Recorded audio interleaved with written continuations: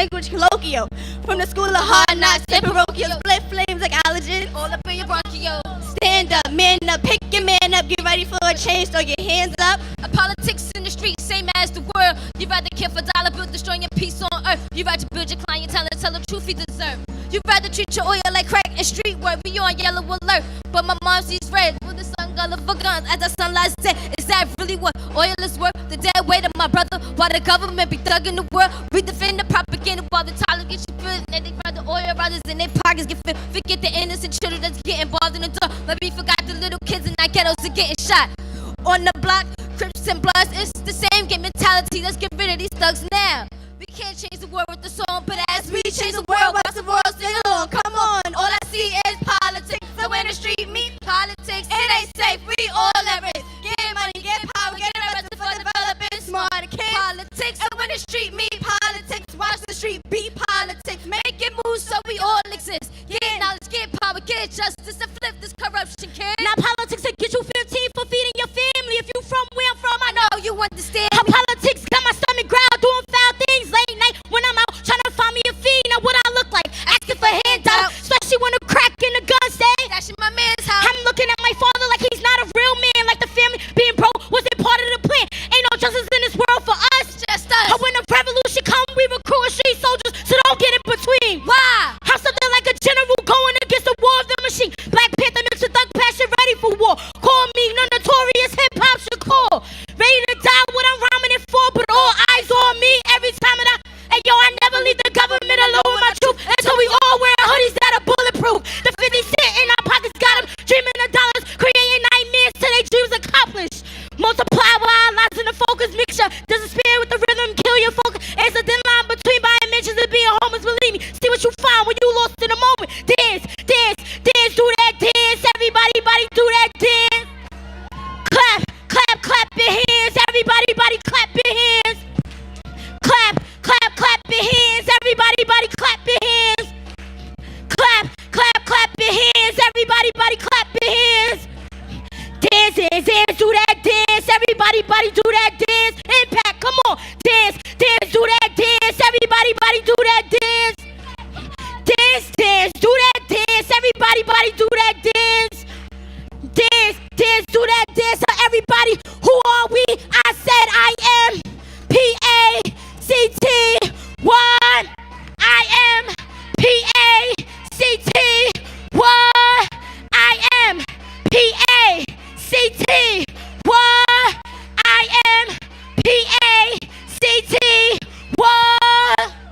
All I see is politics, so when the street meet politics, it ain't safe, we all at risk. Get money, get power, get arrested for developing smarter kids.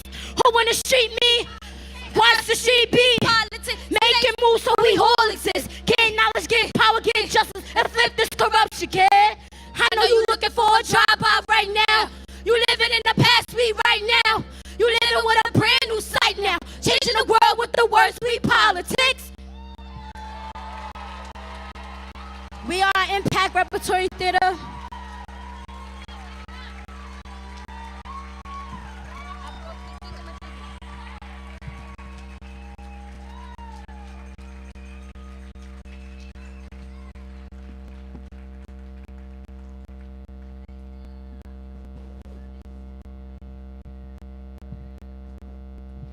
Come on, we can do better for our youth. Give it up for Impact.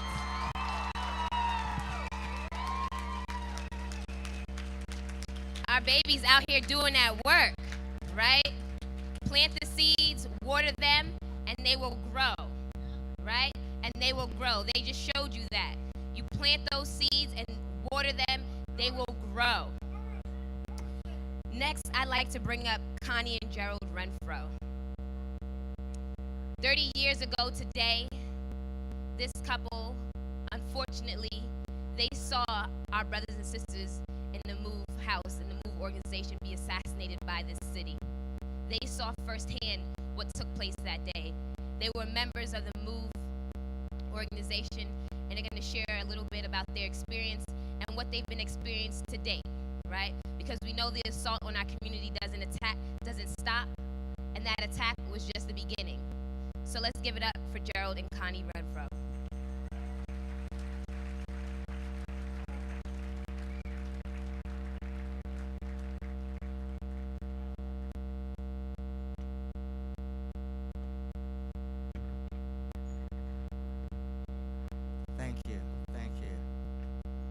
Greetings, everyone. We're here because we feel, we were involved in a certain kind of way. And I tell you, no one should ever feel that they have the right to give an order to drop a bomb on a house with innocent people inside. I mean, nobody got a trial. No jury was in the area. I mean, nobody, they even said was they had a warrant for felonies, but to drop a bomb on the men and the women, and now what did the children do, and it's just, when people think they have a right, then they don't consider you as human beings. You are something else. They say black lives don't matter, but guess what? They've been trying to get that down pat forever. Why? Because not only do they want black lives not to matter, they want certain other lives not to matter. When you go along to get along, next thing you know, you suffer. So we're here to give our condolences. I'm here, Gerald Wayne Renfro, along with my wife, Connie. Good afternoon, everyone. I want to basically speak on the children and the adults. The adults were somebody's baby when they started out. The children was dear to our hearts because we had children, and the children would play together every day. And it hurts me as a mother just to know that you can take someone's child's life and also the adults' lives. It hurts me every day to think about it. And every day I look outside my window, I still see 6221. And it's so eerie, it hurts, because it's like a pain that never, ever, ever go away. And if we don't stand up for our rights, we're going to get steamrolled. And just remember, it ain't the bus, it's us. And we need to make a difference. And that's why we're here this evening with some of our neighbors. With our neighbors that came with us, would you stand up, please? Stand up, please. On Osage Avenue, please stand up. We have some female power in the house. Okay, and some male power in the house. But I want to fast forward briefly to our situation that still exists today. Now, to make it short, I want to say that Mayor Nutter is maintaining that all of his developers are saying that they cannot restore the houses that they own on Osage Avenue and Pine Street, which are 37 out of the 61 homes that were rebuilt. Okay? We had the United States Army Corps of Engineers to come out last year and tour the houses and evaluate the houses, and they made a determination that they can be rehabilitated. And our Councilwoman Janie Blackwell said, yes. Go ahead, please. Go ahead, please.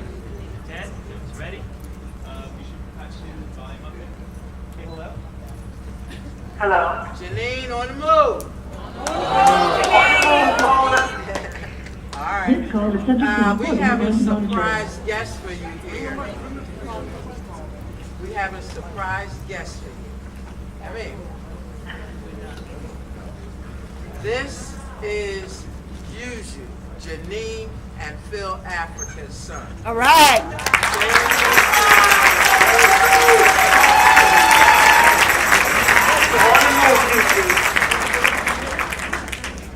I said on the move, Ma.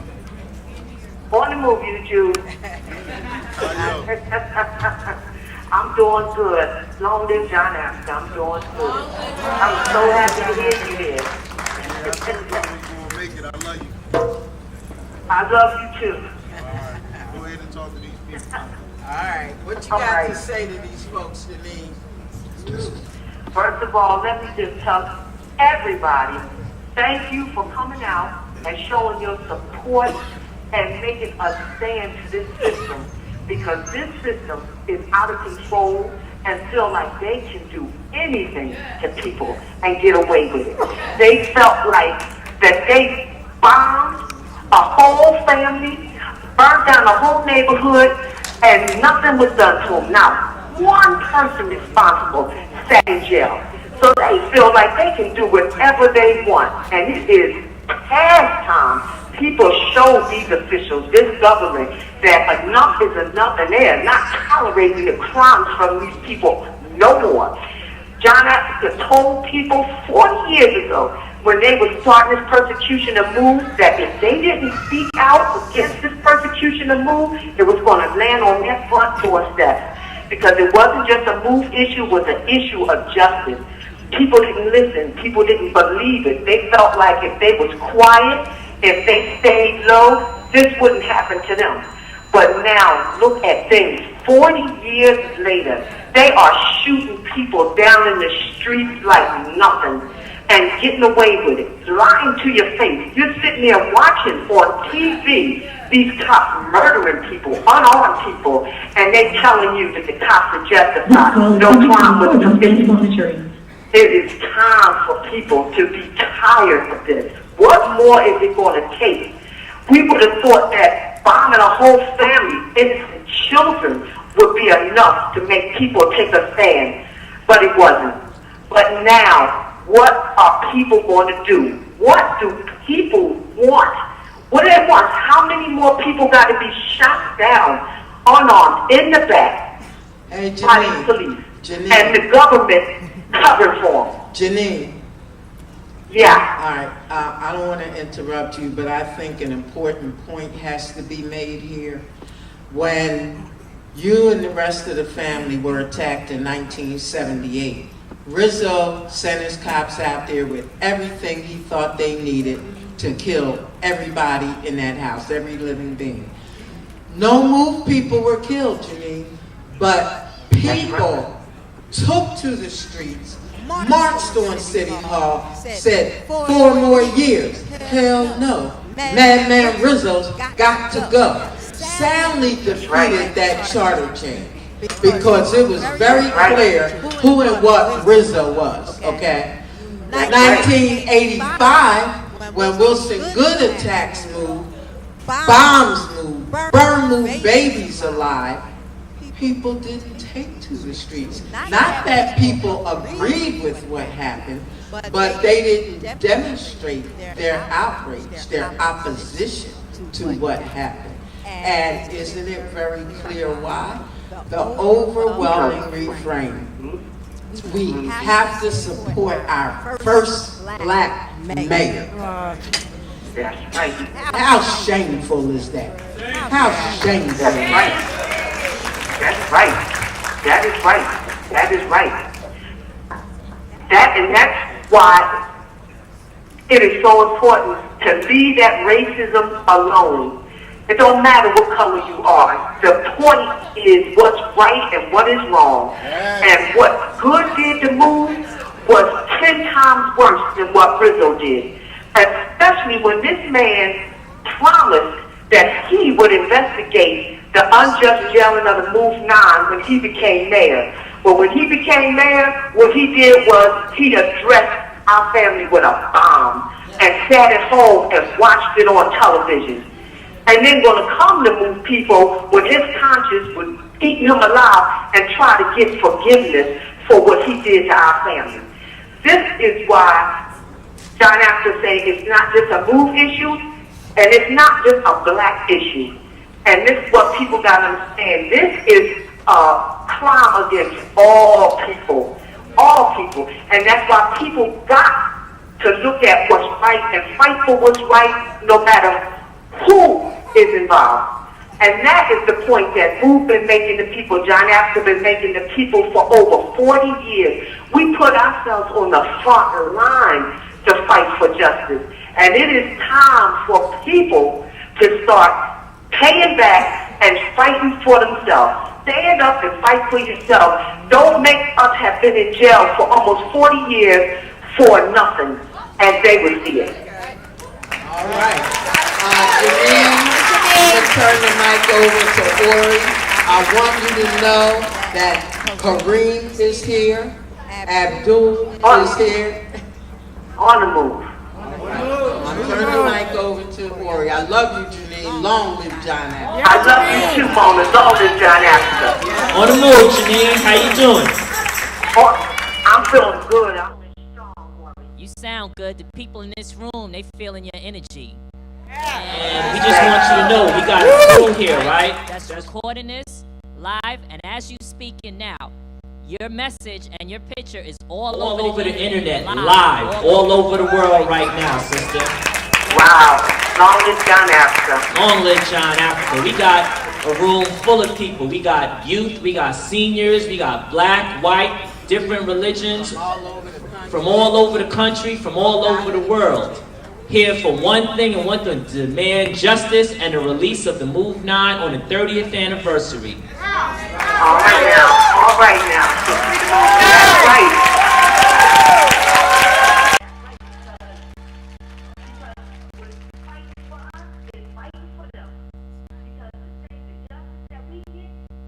Going to be afforded to everybody. Because that's how Move is. That's what John has to teach us, to fight for life. And fighting for life, doing what's right, can only benefit you. You know, don't be fooled. Yeah, we're in this prison, but we are not prisoners. We are not beat down. We are not giving up. That's right. Man, they feeding off your energy right now, Neen. And I want to point out, you should sort of march today on 62nd and Osage. Pam coordinated everything. Where's she at? She in the back. But you should have saw the young people who move out there. They was out there, the babies, 10, 11 years old. They was out there marching. They was out there running. They was out there on their bikes carrying the torch and stuff. And you should just saw the caravan. We had like 20 cars in the caravan. We tied up at least 6 blocks. People was demanding justice for the Move 9. Speak on that to them. Oh my God. I tell you, the power of truth is final. And you can just see how no matter what this system does, what these cops do, they cannot stop the power of John Africa. They cannot stop the power of righteousness. And it's just like John Africa has always explained to us, no matter how hopeless things may yet seem, the power of righteousness will never betray you. So you can't look at appearances. You just got to put your faith in what is right and stand up for what is right no matter what. And just pass it on to the kids. And that is a powerful example. That's right. And guess what else, Janine? This is about the 3rd or 4th program, right? It's standing room only. We ran out of chairs again. Oh my God. That, I'm going to tell you, it just makes me feel good to just see that that fight is in people and the fight ain't over. And for this system to see that the fight ain't over, because that's what they're trying to do. They are trying to take the fight out of people, trying to take the fight out of Move. And long as John Africa, they are not succeeding. That's right. That's right. We got, and just want to say, like they said, you got to speak to your baby boy. He's here. He looks good. It's breaking up, Ori. I can't hear you. Can you hear me now? Janine? It's breaking up. Can you hear us now? No. It's okay though, because I've heard enough to just take that with me and make me feel even more stronger. We can hear her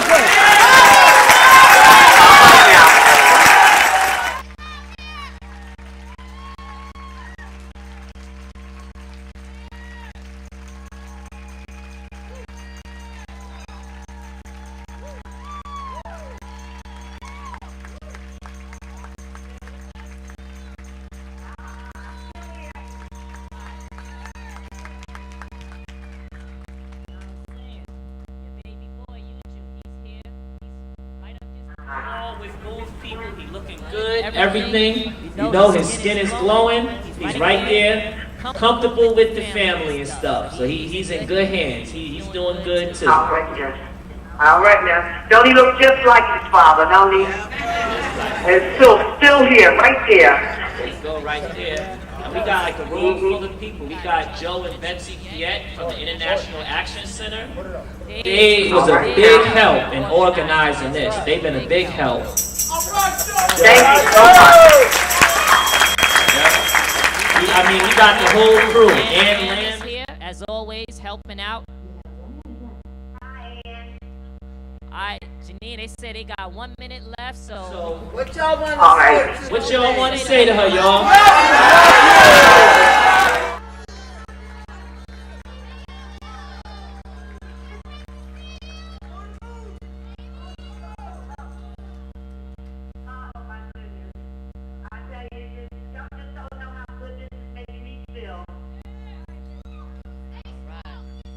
Got a lot of love for you, honey. That's right.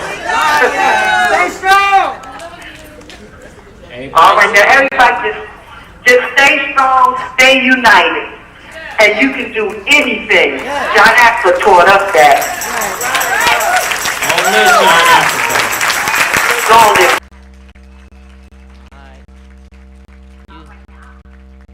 what you said, Neen? Alright, we love you here. Love you. Oh, I love you too.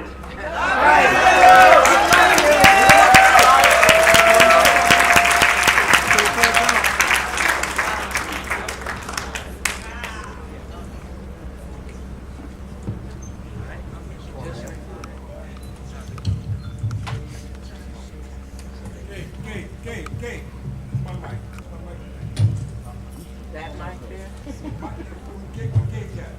Oh, the one you got.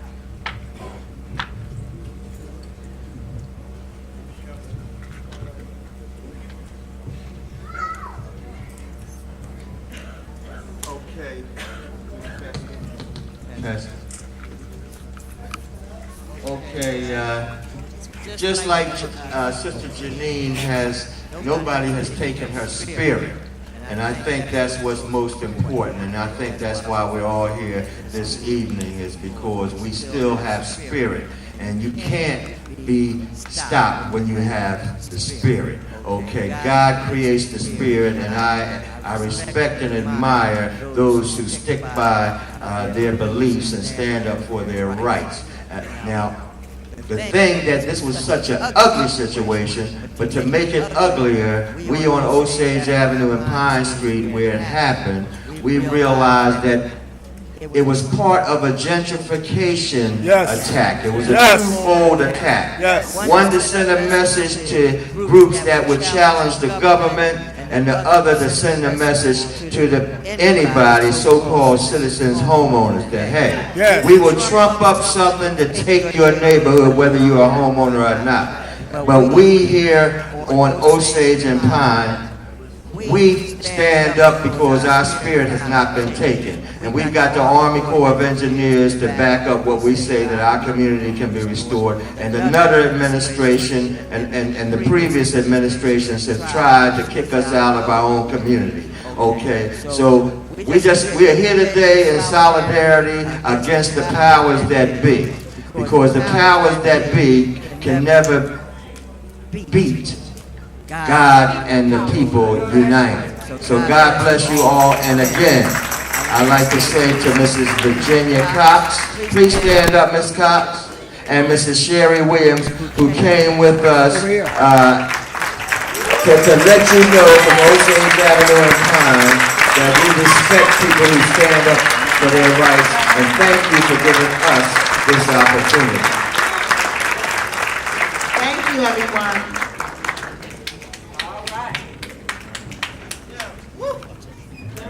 Wow. That's huge.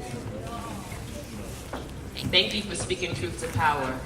I know there are a lot of people that witnessed what happened that day who aren't as comfortable being honest about their experience and being honest about the tragedy that took place 30 years ago. So we truly appreciate you, Connie, and we truly appreciate your husband for being that honest and telling the truth about what happened. Next, I'd like to bring up one of my favorite people in this city, the Reverend Dr. Renee McKenzie, who is the chaplain at Church of the Advocate. Let's give her a round of applause. She's one of my favorite people because she's a great example of being about God's work, but also being about the work of the people. And she knows and understands that there's no separation between the two. She knows that there's no separation between the work of God and the work of getting free and the work of the righteous. So we appreciate her honesty, and we appreciate her putting herself on the front line to be in this space, but to also be in other spaces, not just at the church, but in her neighborhood, speaking truth to power. We need more sisters like her. Thank you, Reverend Renee.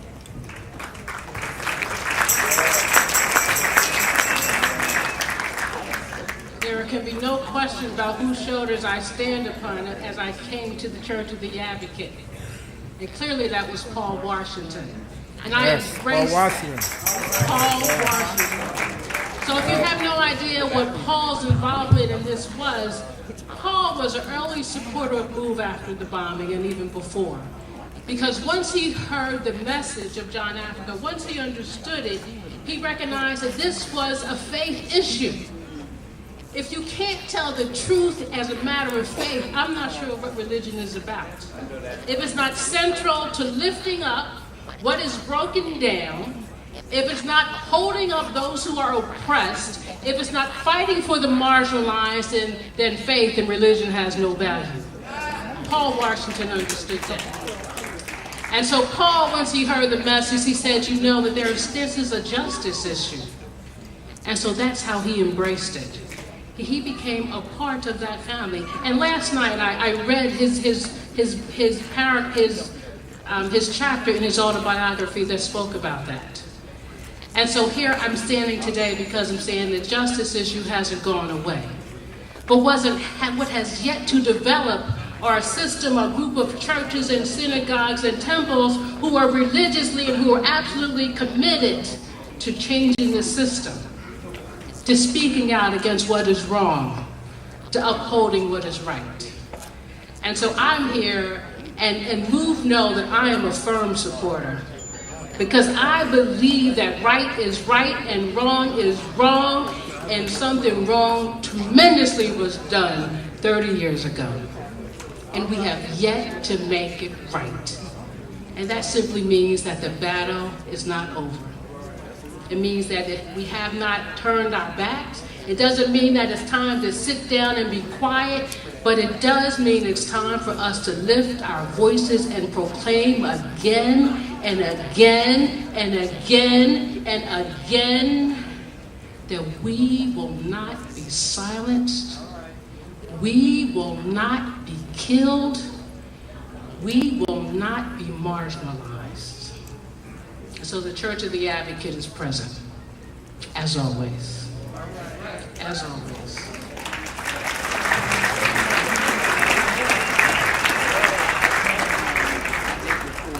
When I came to the Advocate, obviously Paul Washington was no longer around. He had already transitioned to new life. But his son, Kemah Washington,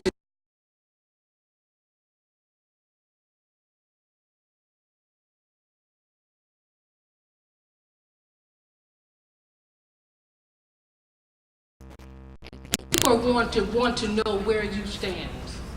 So I was recruited into the movement. I didn't just get there because of Paul Washington and the history of the Advocate. I got there because Kemah said, you know, this is important stuff. And so I'm mourning today. I'm mourning because Kemah went on to greater life this morning. That God saw fit to call Kemah home, and so now Kemah is with his mother and father in glory. But the downside is that now we are missing a strong brother in the struggle. And I'm missing a strong member of my congregation. But you know, if anything that I've gotten from this is that this has made me stronger, because now I don't have Kemah by my side whispering in my ear. And so now I have to take it up. And I'm doing that. And we're doing that for Kemah. And we're doing that for Paul. And we're doing that for John Africa. And we're doing that for Mimi Abu-Jamal. We're doing that for all of those people who society believes are without a voice. But they're not without a witness. And so we are here. We are here.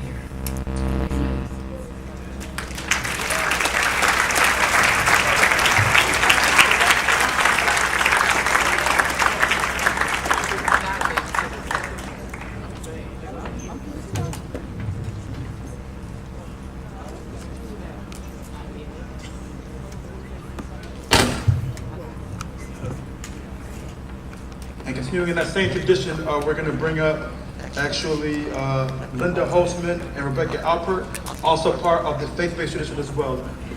Please bring up these. Linda Holzman and Rebecca Alpert.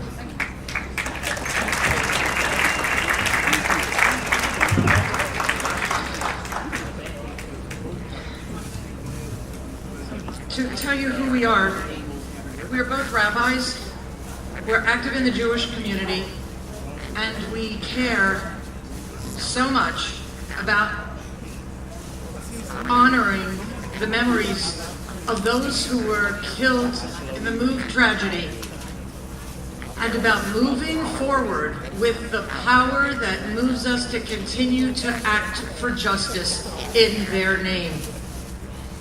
I remember living in Philadelphia at the time of the murder and being stunned that we could bomb our own people with impunity, that we could kill our own people and let it take place without rioting and opposition, without standing up and demanding that those who were responsible would truly be held accountable. Now, 30 years later, as we see the treatment of black men who are still killed without accountability for their killers, we know that as a society, we have not yet learned enough. Finally, now, maybe we can begin, since it's clear looking around here just how strong this movement is, that it has not only not weakened in the past 30 years, it's strengthened, it's grown, it's made more powerful. Because now, together, whatever the color of our skin, whatever our religious tradition, wherever we come from, we're ready to stand up and make the statement that Black lives matter. Really matter. Isn't it extraordinary that someone needs to say that people need to say that? How do we not know that deep in our hearts completely, fully? How do we not know that? But if we say it enough, and we keep saying it enough, we will learn that all lives matter, that Black lives matter, that no one can be killed without accountability for the whole system. Today we honor the memories of those who were killed, and we vow that we will never forget that their lives matter. In Jewish tradition, we say a prayer called the Kaddish in memory of those who died. The Kaddish declares the holiness of all life, declares the power in the universe that moves us all to work for justice, and looks ahead to a time of peace and justice for all. Rabbi Alpert will say the Kaddish, and as she does, will hold the memory of those who were killed in 1985 in our hearts, and those who have been killed, whose memories stay with us today as we listen to these words. I also want to remember one more person who has gone from us. His name was Bill Meeks. He was the person from the American Friends Service Committee who brought me into understanding the importance of speaking up about the losses, to speaking up about the murders, to not forgetting the lessons of the MOVE tragedy. And every year while Bill was alive, the American Friends Service Committee sponsored the lessons of the MOVE tragedy on this day. And I want to remember him and bring him into this room because he was a really, really important teacher of mine and of ours. Yisgadal v'yitgadash shmei Rabbah, v'yomad yivrach yirutei v'yamlich malchutei, v'chayechon uv'yomechon uv'chayei techol Beit Yisrael, v'adala v'zman kariv v'yimru amen. Yehei shmei Rabbah mevarach le'olam omeil maya, yitbarach v'yishtabach v'yitpa'ar v'yitramam v'yitnasei, v'yitadar v'yitalev v'yitalol shmei dekudsha b'richu, Le'elo min kol birchata v'shirata, tushbechata v'nechemata da'amiran b'yoma v'yimru amen. Yehei shlom harabba min shemaya v'chayim aleinu v'yal kol Yisrael v'yimru amen. Oseh shalom b'mramav, hu ya'aseh shalom aleinu v'yal kol Yisrael v'yal kol yoshvei tevel v'yimru amen.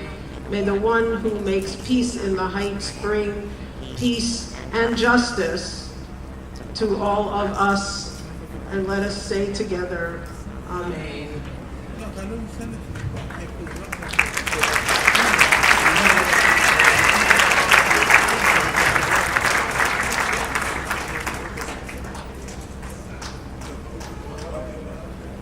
Before I bring up our next speaker, Mark Taylor, we definitely want to lift up a couple of names if we can.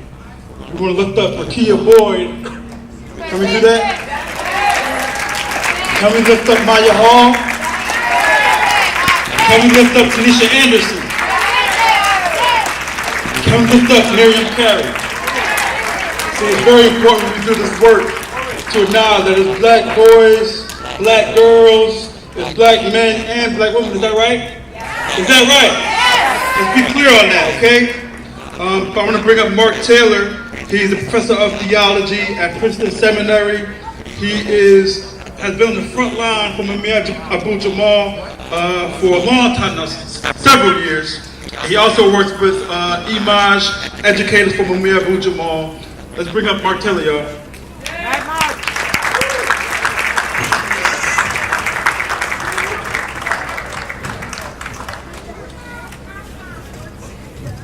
Thank you, everyone.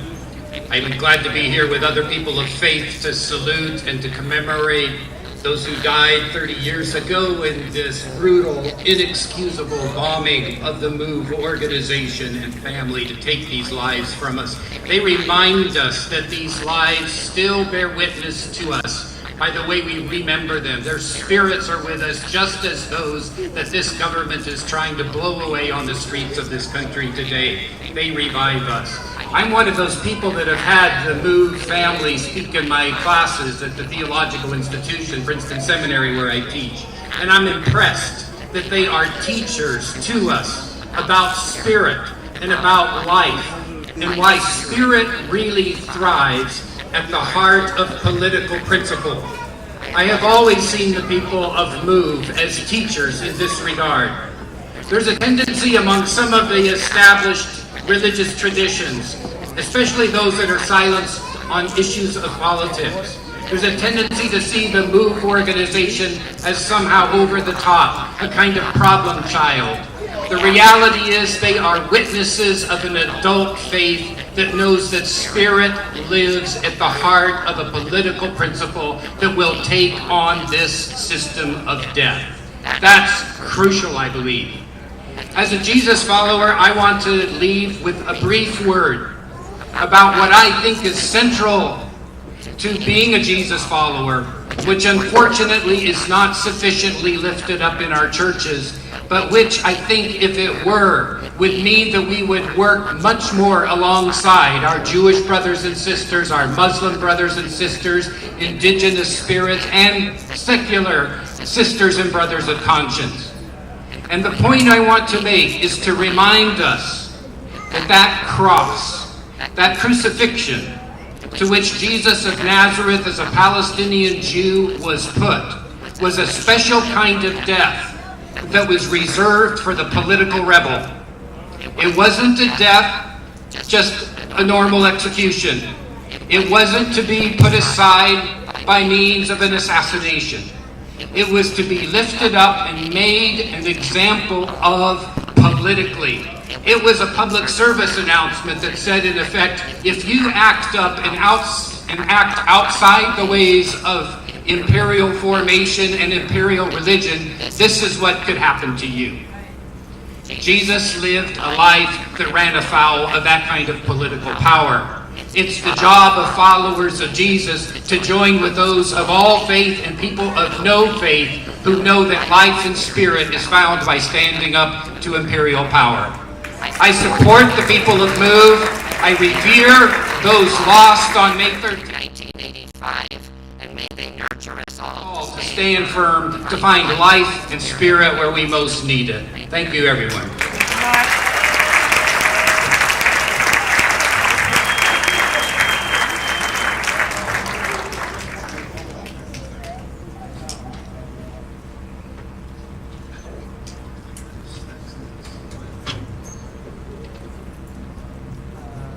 Our next speaker, and before I get to the next speaker, we want to also say a couple of words.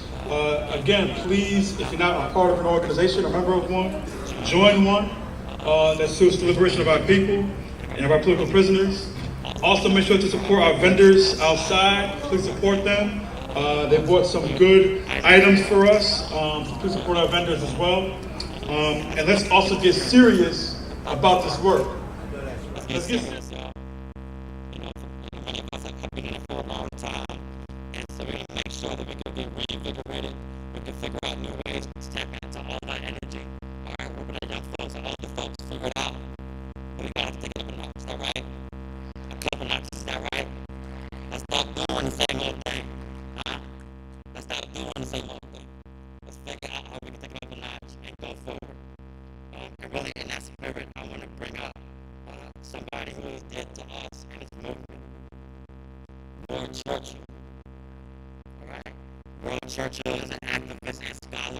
Y'all know who he is.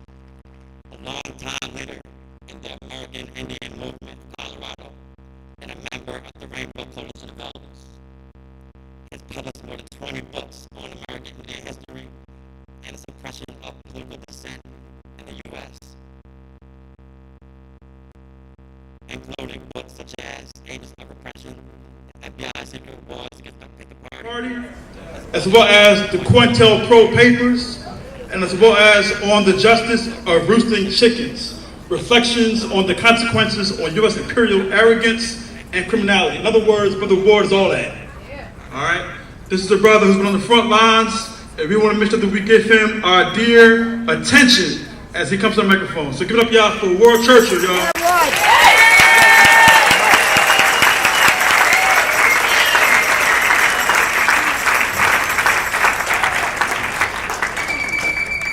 Sio, Wasiju. Hello, my relatives. It's good to see this number out. It's good to see this number of people who actually remember, who take that memory seriously. I could say free, and I will say free.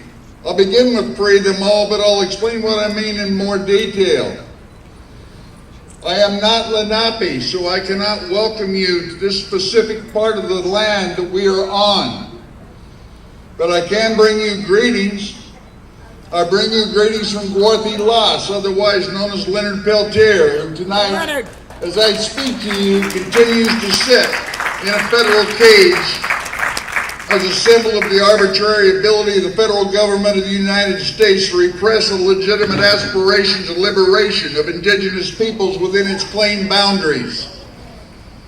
That's a struggle that's comprehensible, but it's a struggle that is consonant, that overlaps, is essentially the same as the struggle that we're here to commemorate. Because it was a struggle. There was an action of a repression, but it was repression of struggle for liberation against the common enemy, a common system, a common set of values.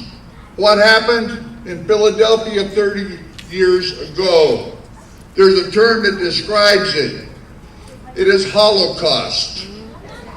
Holocaust, to be consumed by fire.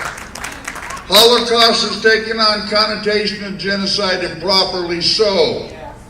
But what happened in Philadelphia 30 years ago was not unique. This explains part of the commonality that I'm talking about. 1637, town of Mystic, in what's now known as Connecticut, the so-called Puritan fathers that set this monstrosity of a system, a Holocaustal system, in motion. Those Puritan fathers surrounded village of Pequots, town of Pequots, set it ablaze in the middle of the night, and then I had a contest to see who could kill the greatest number of people running out of the flames, driving them back in to the inferno, killing them with axes and broadswords. That's the beginning of this thing called the United States, or I heard it referred to a little earlier as the United Snakes. Yes. Well, speaking in behalf of the snakes, you know, it's kind of an insult to the snakes. That's what I said. It's an insult to the snakes. That sets in motion a series of comparable events that runs right up to 1890 at Wounded Knee. Place after place, people after people. Holocaustal. But it wasn't the only such process that was underway. There is a saying in this country of maintaining order by rope and faggot. And when they say faggot in this context, they're not talking about someone's sexual preference. It has to do with flame, burning people alive at the stake. That Holocaustal circumstance that runs right up to 1919 in a little place called Elaine, Arkansas, which was a liberated black community. Yeah. Self-determining and self-sufficient, and destroyed lock, stock, and barrel, surrounded, burned, just like Mystic. Killed virtually everyone in there. Red people, black people. But lest white people start to feel smug like somehow they're exempt, because the perpetrators in both these instances were self-identified as white, and that is not a matter of melanin, it is a state of mind. That's right. You've got to subscribe to it. You've got to believe in a certain way to be signifying as white and capable of perpetrating these actions. But lest those who would identify in that fashion feel smug, you might ask a Branch Davidian whether or not it cannot happen to you. I got a chance. I was very fortunate in this regard. I actually got to sit across the table at dinner from Janet Reno and ask if she changed her views on how to deal with the question of child abuse, because that was the pretext for surrounding the Davidian compound and pumping in CS, well, they call it gas. It's not. It's a talcum powder-like substance that's highly flammable, which they followed up with flashbang grenades, setting off the fire that killed the children, 6-month-old babies, right along with the adults who were resisting. But that's a double Holocaust in that sense. Okay, first they're being burned, the mucous membranes, by the gas, the talcum, chemically burned, and then literally burned alive. Well, they weren't being abused anymore, if ever, in fact, they were. We have these things in common, and we have them in common over a protracted history. A Holocaustal system maintained in place by perpetration of events of the sort that happened here 30 years ago, that happened in Waco after that had happened at Wounded Knee, that's happened place after place after place. It's a slow motion genocide that is perpetrated against the oppressed, the people of color. and so on in this country, punctuated by these events, to send messages about the cost-prohibitive nature of struggling for liberation, will understand the slow-motion genocide is genocide nonetheless, and failure to struggle, failure to achieve liberation simply perpetuates that Holocaustal circumstance. We hand a genocidal reality onto our children, and they deserve better. We have an obligation to do what is necessary, whatever is necessary, by whatever means are necessary, collectively, in a commonality of oppression, to achieve a commonality of liberation. I heard it mentioned a while ago, and I can make reference to the use of white phosphorus munitions in Palestine as being Holocaust. Yes. I could make mention of the use of napalm by the United States in Southeast Asia as being Holocaust. For sure. See, this is signature characteristic. But I have understood through most of my adulthood that the liberation of Palestine played to the liberation of all people. That we express solidarity not as an act of charity, but as a concrete step towards manifesting our own liberation here, because taking a colony anywhere away from the colonizer weakens the system of our mutual common oppression.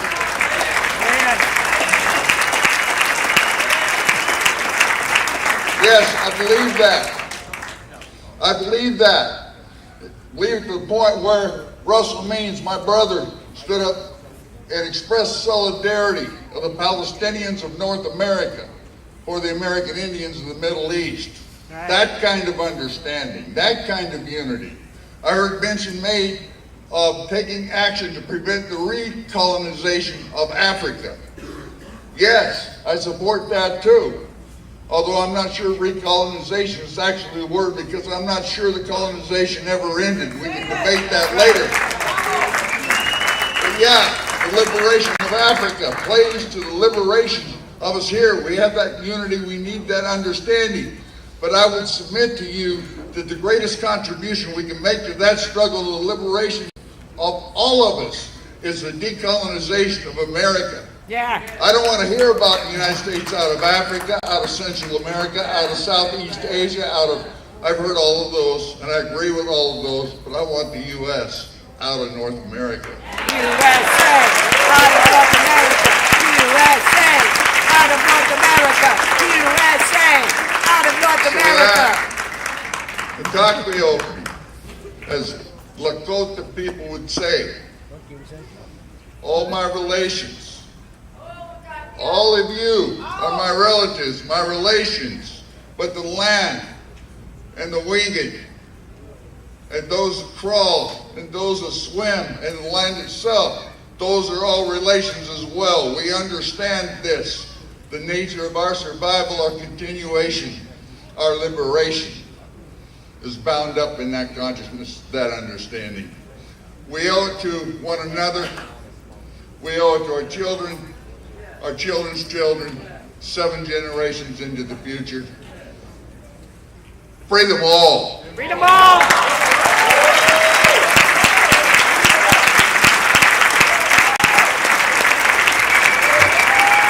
On the move. That's what we're talking about. Freeing them all. So we say free them all. We need y'all to say free them all. Free them all. Free them all. Free them all. Free them all. Free them all. That's what we're about to talk about now, freeing them all, and what's going on with the Pennsylvania Parole Board and our family to Move 9. After doing their 30-year minimum of a 30 to 100-year sentence, in 2008, our family, they became eligible for parole. Right. And between 2008 and now, our family is still in prison. They're already unjustly and wrongly jailed now for 37 years. But in 2008, there is no reason why our family shouldn't have been released from prison. Okay? I'm going to break this down for you all right now. Move members have kept down gang violence in prison. They have kept down racial violence in prison. They've helped inmates fight drug and alcohol addiction. They've helped mothers reestablish relationships with their children. Fathers reestablish relationships with their children. Whenever there's about to be a gang fight up at SCI Dallas or some kind of gang warfare, the prison administration, they run it to Delbert, Africa, and to our brother, the late great Phil Africa, to put an end to this gang violence that's about to go down. When inmates was on suicide watch, about to commit suicide, the prison couldn't handle it. They went to move people to keep inmates from committing suicide. And through the teachings of John Africa, our imprisoned family members were able to help these inmates. Not just the inmates, but the staff itself, they've had an effect on. So after all of this, despite the fact that they had their counselors, wardens, and superintendents, at least 6 of them, all be recommended for parole, why are they still in prison to this day if they've been recommended for parole? 99.9% of the inmates in Pennsylvania prison who's been recommended for parole by their counselor or the warden, they make parole, but not move people. And you want to know why? 2 reasons. 1, because they're committed move members that will not be broken. And number 2 is these people that's in these offices that make up the parole board, okay?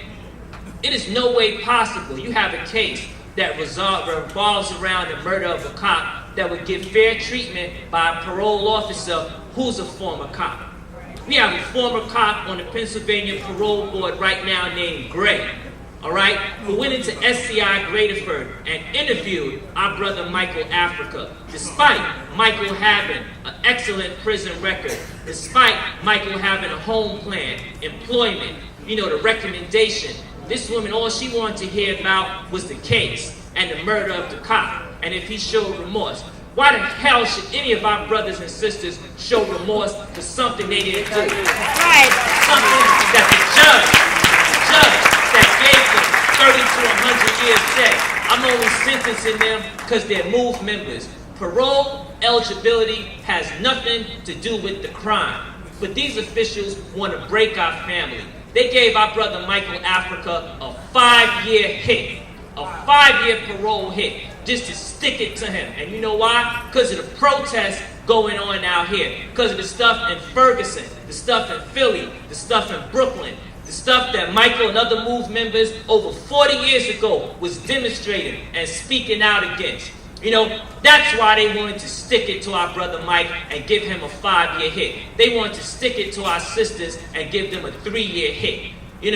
It's past time that this end. This cop named Gray that's on the parole board, she has to be removed. All right.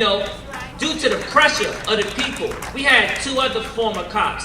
One name was Randy Feathers that sat over our family's case for a year. But every Monday, because the people in this room, people around the world called and made this an issue. Made this an issue that this former cop was sitting on the parole board. You have a black former cop named Lloyd White, who admitted to our brother Eddie Africa that he was one of the cops on the scene on August 8, 1978. One of the same people that tried to shoot move babies to death, shoot men and women to death, was actually the damn president of the parole board. That is nothing but blatant bias.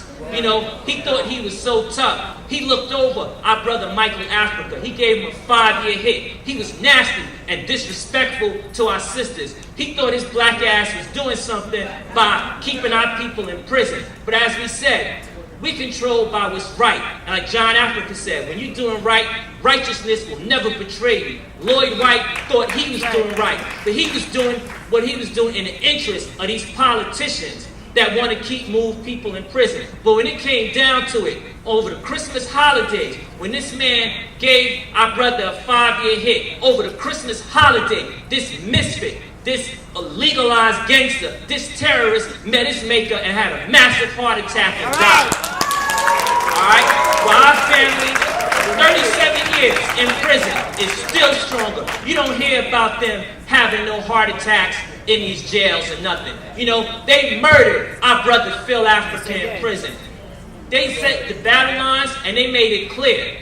We ain't paroling them, we killing them. But we gotta stop that. It's up to us to, take these officials and let them know. These cops is working with the parole board, guiding them. You see the FOP and their campaign against Mumia. You see it in New York with the Patrolmen's Benevolent Association, fighting against parole for Herman Bell, for Jaleel Muntakim. You see it in California with Hugo Pinnell, in Jersey with Sundiata Acoli.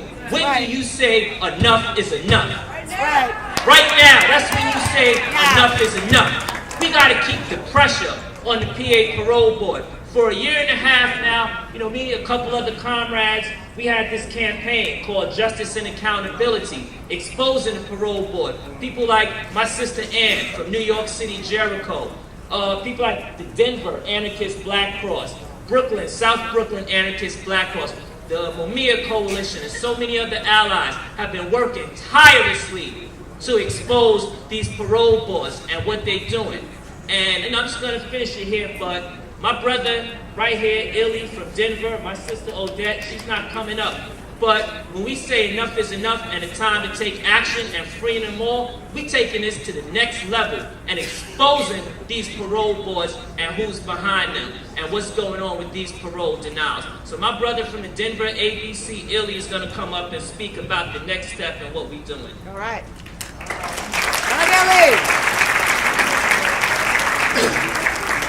So, Ori just did a good job explaining this ongoing fight with the Pennsylvania Parole Board, which is why last December on a visit with Janet, Janine, and Debbie Africa, the idea came about to go above that, since we obviously can't depend on anyone at the PA state level. So the idea was to petition the Attorney General. I see a lot of people here today.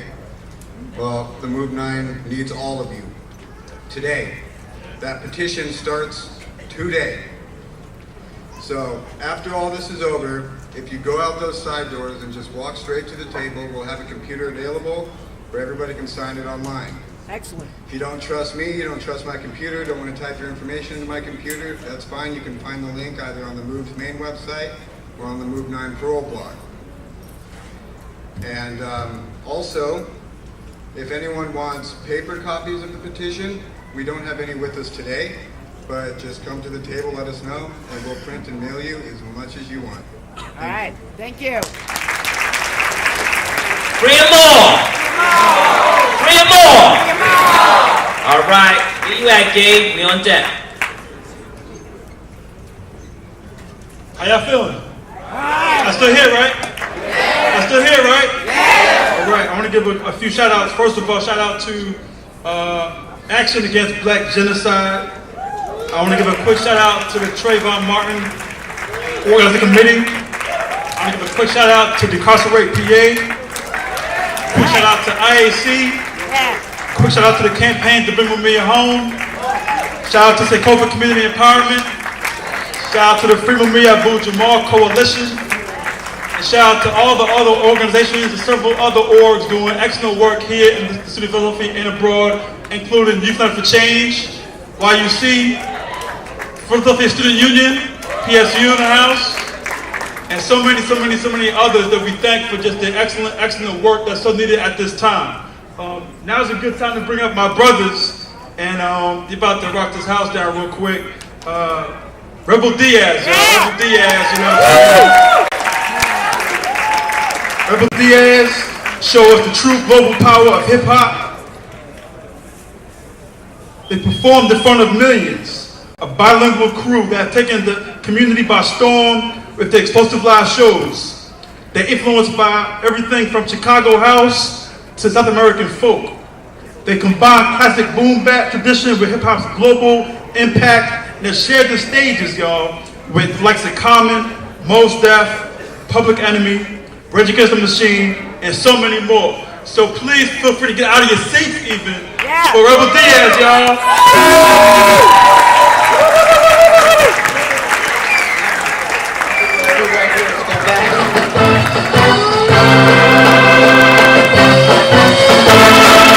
Hands up like this in the fist.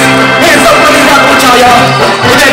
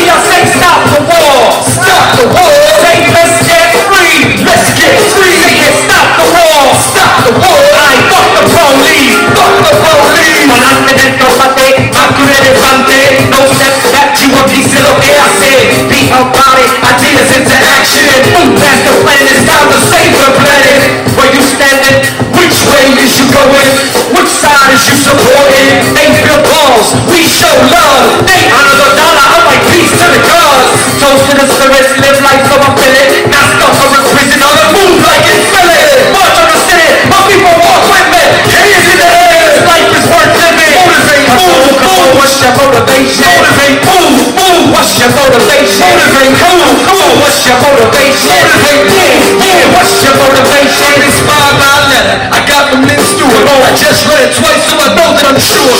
Knowing in my heart that the system is abusive. I also know a movement is more than music. If you can organize 5 people on your block, you should reassess before you bust the Rico shots. I know it's nice to roll it up and not do much. The dishes didn't work, so up here we in a rush. You know Karan, come on. You know how to farm. You wake up with the sun, I'm with the alarm. If your leadership's lethargic, indicates a moving target. All you gon' do is catch the stupid old charges. Come on. If the leadership is militant and ready, come on. Red Farmageddon for the rich and the greedy. Let's see the proletariat at the front of the line. If you ignore my society, go motivate tonight. Motivate, move, watch your motivate. Motivate, move, watch your motivate. Motivate, move, watch your motivate. Motivate, move.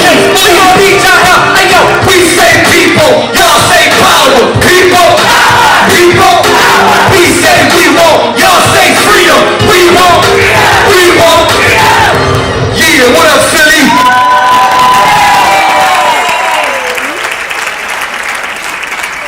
I just want to share that it's an honor. It's truly an honor for us to be here. When we talk about MOVE, they were so far and continue to be ahead of their time. They was talking about farming, about living with nature before a lot of folks was even on that tip. You know what I'm saying? And that's the spirit that we need, is that we need an alternative to the imperialism and capitalism that we live under. And we must fight back. We must continue to resist. You know what I'm saying? And this is our contribution. We try to be messengers through this music, through this culture. So thank you for having us. Let's go. Drop that real quick. This is our last one. We believe there was a line drawn a long time ago. We need to know which side we are, my people. They go like this. See, I gotta draw a line, I can't take it no more. If you ain't down with revolution, what you waiting for? Making money for something and our community's poor. Ripping flags off a cloak, man, this ain't our war. Colonized, terrorized by the world's biggest killers. The U.S. government, the biggest weapon and drug dealers. Filling prisons with children, incarcerating the future. Lost space in Facebook, got us stuck in computers. Stuck on stupid book and music that's abusive and short. And I instead of speaking, we just listen and absorb it. I'm enduring our work and I'm a giant and ready. Out there, and we hold the machete. I rock hard like Palestinian children holding slingshots. With every single kid that's down for hip-hop. The culture, the life, what it really stands for. This music is resistance, it's the voice of the poor. On the side of the workers, the teachers and the trainees. On the streets of brown mommies, raising out brown babies. I'm with youth organized, cleaning up the Bronx River. Shameless God, they when I stand and deliver. I'm prepared for what I just made, he running Belinda. Distribution of the land so we can all live bigger. I'm with Ugo and Fidel, Grandmaster and Melly Bear. With the Panthers up in Queens, justice for show man. We got Monterey on, come on, go get that deal. Come on, freedom for Oscar Lopez, I'm in bed on the pier. With a Boo Jabbar, with a Sada Shakur. We think of us anymore, how you getting to pay more. Which side are you on? Shot City. Which side are you on? With Philadelphia. Which side are you on? I'm with the movie. Which side are you on? Free the food now. Which side are you on? Lord, let turn Africa. Come on. Which side? Palestina. Which side? Now I'm for telling the truth, exposing the lies. Think about the dead soldiers when you're driving your ride. The people die for the oil, and daddy pushes your revenge. I'm with the widows, the children, and the lonely best friends. The family staying together as one. I'm not for a raid or a deportation. I'm with people thorough and the MIR. So watch out for them snitches in that unmarked car. And for Lil Saudi, we gon' fight for your mom. So we gon' shout her out twice in one song. I'm for 12 million workers and an 8-hour yellow. For a world without borders and a better tomorrow. Better tomorrow. Peace and love shall move. Peace to Philadelphia. The struggle continues. We are inspired. They did not kill the idea. They did not kill the revolutionaries are here. The babies are here. We are live, y'all. The spirit is moving forward, y'all. Peace. I want to shout out real quick. Brother Chef is in the back representing the Zulu Nation and the New York chapter of the Black Panther Party. He got tickets for sale for a concert coming up this weekend. Make sure to go to the back and support them. Peace, y'all. Rebel Diaz. Free them all. Free them all.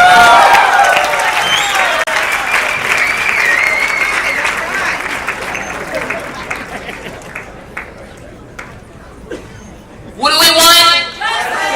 What do we want? When do we want it? What do we want? When do we want it?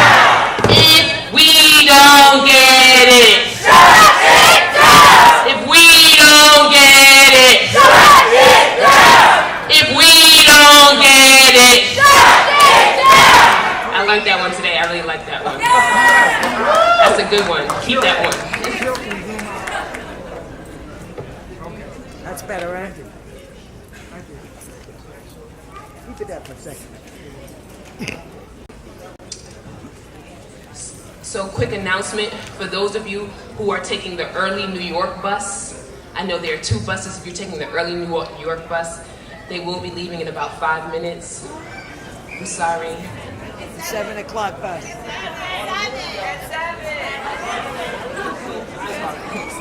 I was just told 5 minutes. Well, then they're leaving early. You'll have to confer with some other New York people. So you may want to check in the back, but for those people taking the early New York bus, I was told that you all will be leaving in the next 5 minutes. This next sister I'd like to bring up to the mic, another powerful performer, our sister Taina Asili. Big up. This songstress and musician is a mother. She's a member of this community. She's an organizer, and she's been a dedicated Move member for over a decade. Let's bring up our sister Taina.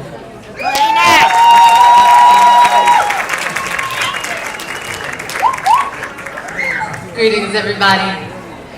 I've been a supporter of the Move organization for some time, and this song that I wrote is actually inspired by my experience writing to some of the political prisoners like Mumia Abu-Jamal and the Move 9, writing to them and realizing that, you know, I would write to them and I would say, hey, what can I do to support you? How can I support your movement?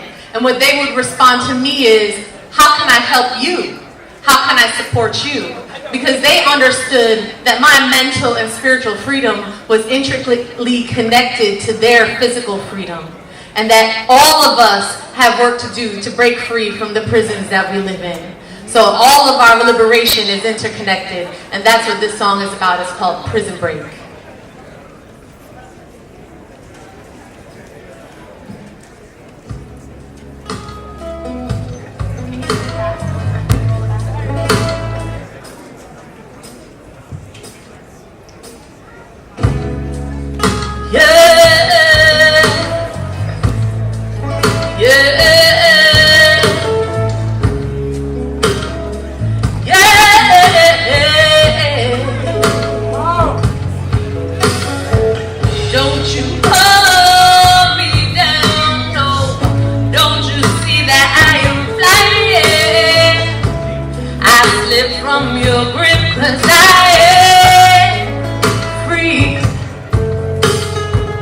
Don't you hold me down, no. Don't you see that I am flying? I slip from your grip 'cause I am free. This wall is just a wall. These bricks were made to fall. A side broke through your facade, and so can we.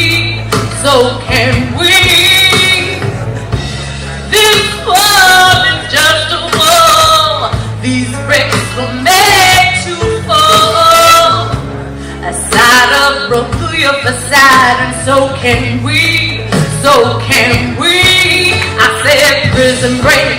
Gotta start to mend these walls. Prison break. The system bring out our stolen body. Prison break, tear self-hatred from my tattooed skin. Prison break, and know that we are worthy. Prison break, 'cause we're all locked up, and the only way to freedom. Prison break is the free I say yes. Prison break, so I inherit the wind, I am a sea. Prison break, death across the earth and dangerous. We, don't you hold me down, no, don't you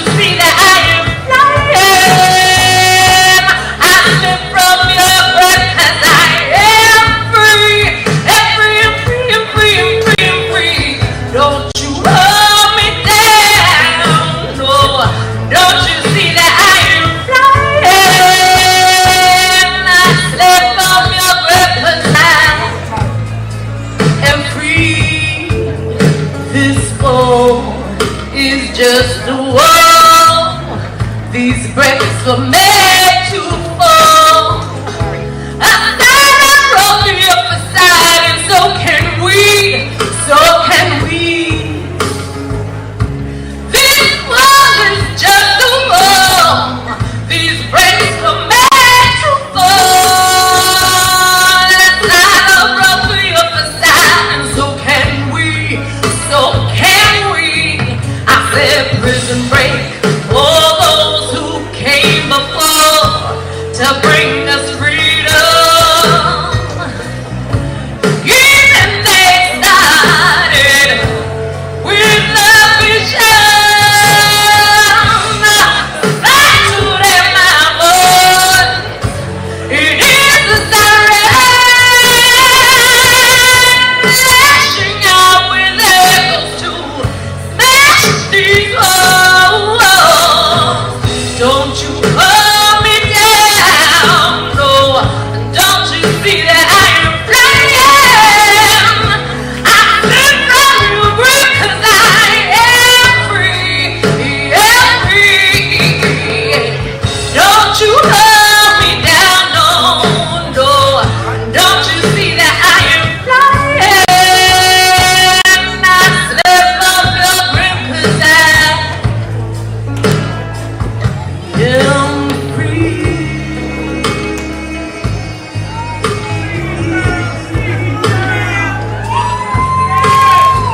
Yeah, free.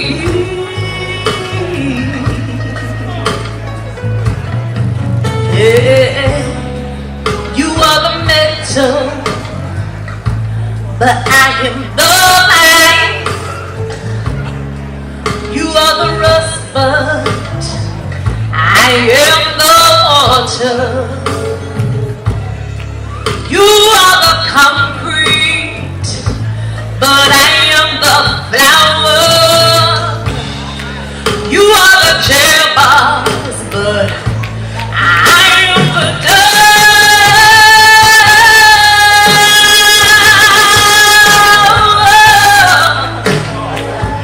Oh, you are the prison wall, but I am the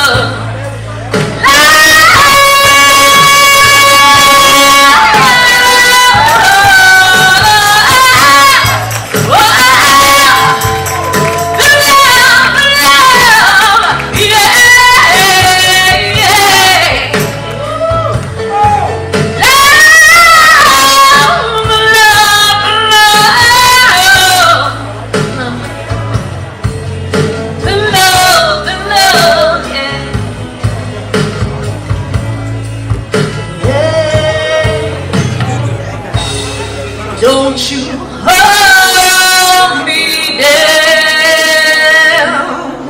no. Thank you very much. Free the Room 9, free them all. We'll never forget May 13th, 1980.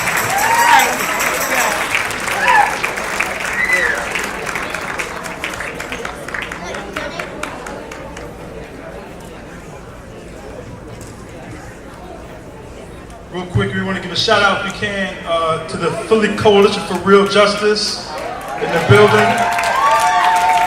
Soul coming out of UPenn's campus. PERP coming out of Temple University. We also want to say, we don't want to say that. We want to say free Russell Schultz. Free Russell Schultz. Free Maroon. Free Maroon. We want to say free Imam Jamil El-Amin. Free Imam Jamil El-Amin. And all political prisoners. Free them all. We also want to lift up Black Lives Matter. We want to lift up Hands Up United. We want to lift up Ferguson Action as well. Right now, to bring our next speaker, and if we could just make sure that we're all on one accord. You know, recently this brother made the news because somebody tried to attack him. And he's a writer of 19 books. Race Matters, Democracy Matters. All right? Y'all may have seen him on Bill Maher show, on CNN, MSNBC. You may have seen him on C-SPAN on the Colbert Report. You may have read his newest books, Brother West, Living and Loving Out Loud. You may have heard his music. More importantly, you may have seen him on the front line organizing for our people and speaking for our people. In fact, supporting our own Dr. Anthony Montero, who's in the house. So with that being said, the brother, really bears no small piece in regards to our struggle. He is somebody who is so important to our movement and to this work, and particularly to the work of Amir Abu Jamal and all political prisoners and to our humanity. And so with that being said, I want to bring up our brother, your brother, Dr. Cornel West, y'all.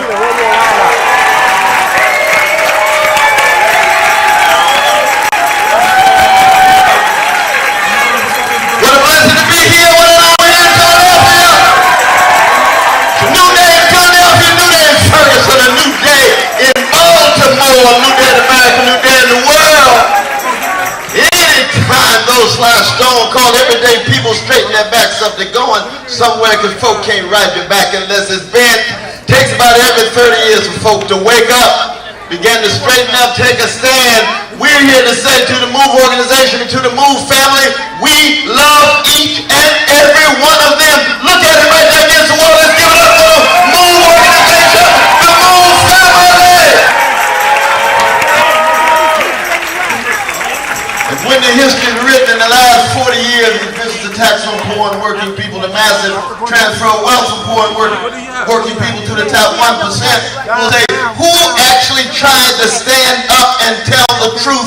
And the condition of truth is always to allow suffering to be manifest. There will be three major voices among many others. One will be Pam Africa. Give it up for Pam Africa, one of the great revolutionary figures.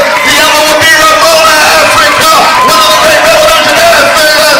And then there's Mumia Abu Jamal, towering intellectual, truth teller, witness bearer. He's more free on death row than most folk walk in the street because he knows freedom is about what you got on the inside. Are you still full of the Spirit? And it's a beautiful thing to be on fire for justice. Beautiful thing to be on fire for justice. And what we need to do is to bring together that bombing that took place 30 years ago, that's been part of what's been happening for 400 years of indigenous brothers and sisters, black brothers and sisters, brown and others, in which we've been terrorized, traumatized, stigmatized, and we connected to the drones that are still being dropped when it comes to what's happening in Yemen and Somalia and Afghanistan and Pakistan, because the death of an innocent person is a crime against humanity. Let's just call it for what it is. I go further than that. It's a crime against humanity in terms of the decrepit schools in the chocolate cities. It's a crime against humanity in terms of massive unemployment and underemployment. It's a crime against humanity given the indecent housing. We're talking about the love supreme of John Coltrane, which means we embrace all of humanity, of those who are catching hell. It could be 500 Palestinian babies who are killed in 50 days. It could be Jewish brothers and sisters trashed in Russia. It could be Dalit brothers and sisters in India. It could be our indigenous brothers and sisters that Brother Ward Churchill spoke about with such insight. It could be the elderly. It could be the children. The MOVE reminds us that we need to come together, y'all. There's a planetary catastrophe taking place. Nuclear catastrophe a possibility. Massive catastrophes being visited on poor and working people every day. But 30 years later, some of us say what? We shall never forget. We shall remember. And when you remember, you got to bring together the dismembered. You got to bring together those who have been dispersed and scattered. But most importantly, and I'm going to sit down on this point, most importantly, we have to tell the truth about those who have been able to become so successful at the top and still be indifferent and callous to their brothers and sisters who are locked into the poor and working class situations. It was a black mayor that dropped that bomb. It's a black president that's dropping drones on bombs on innocent people. It's not just a question of skin pigmentation. It's not just a question of your tribal identity or your class association. We want to know what kind of human being are you really. We want to know what you stand for. Is it right or is it wrong? That's what John Africa understood. That's what Nina Simone understood. That's what Malcolm X understood. That's what Martin King understood. We got to keep that spirit alive in this moment. In this moment is the age of the sellout. We got so many folk who are willing to do anything just to be visible, just to gain access to power, and we say no. We come from a people who are committed to integrity, honesty, decency, and truth. It means we're willing to sacrifice any popularity in the name of the people because we love the people, we care for the people, and we're willing to live. And some of us must be willing to die for the people. The Moon Nine understood that. Mumia understands. Sandiala understands it. Oscar Lopez Rivera understands it. Leonard Pettier understands. On and on and on. Thank God that we're here.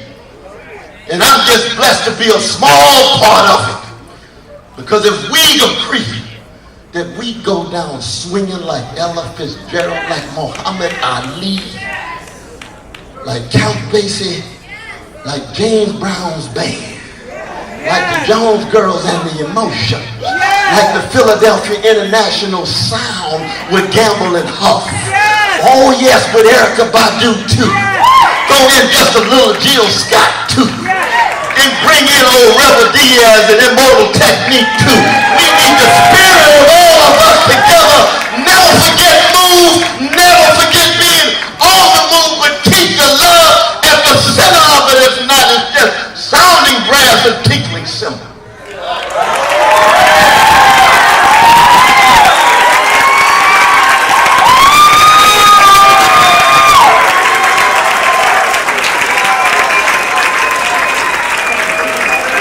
You got to do better than that. Dr. Cornel West. Big round of applause.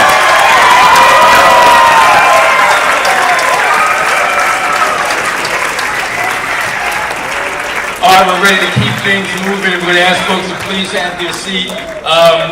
When I was invited up here, I was kind of misled. They told me that I was going to be up here in order to speak with and embrace Sister Angela Davis.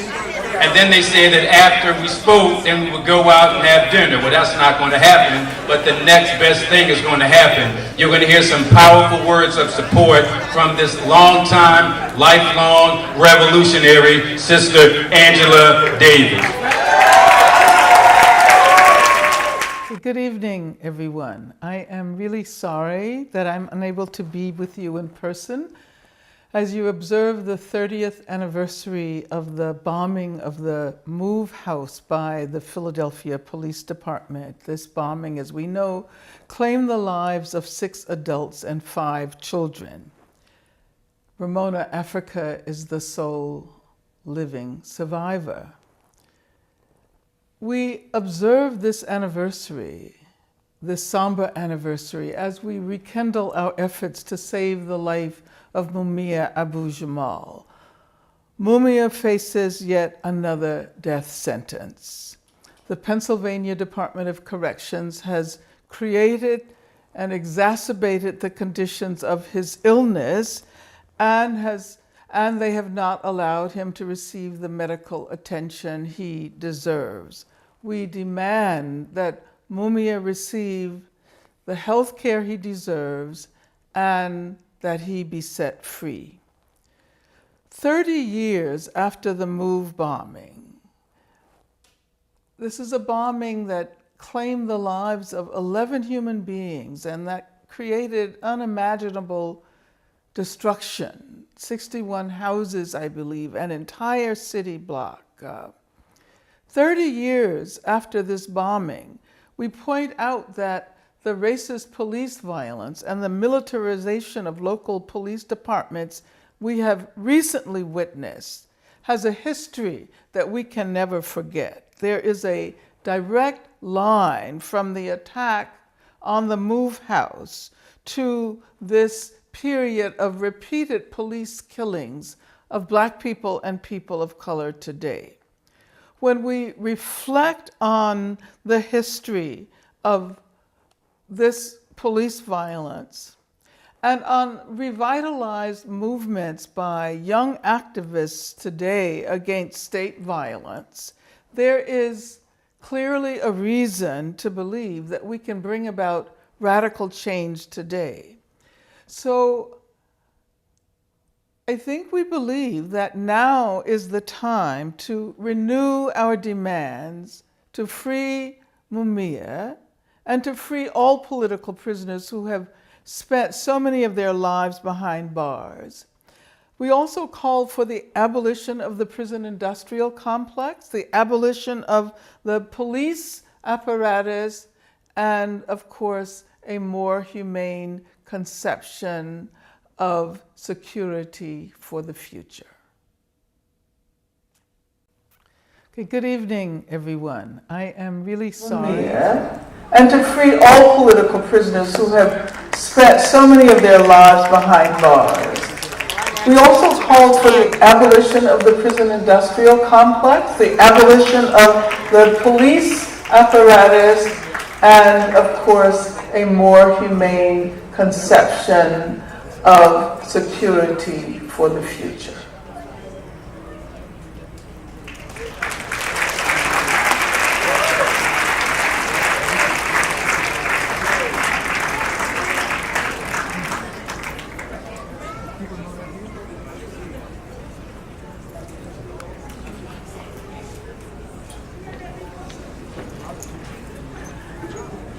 Let's make sure Sister Angela Davis can feel us and hear us. Another big round of applause, please.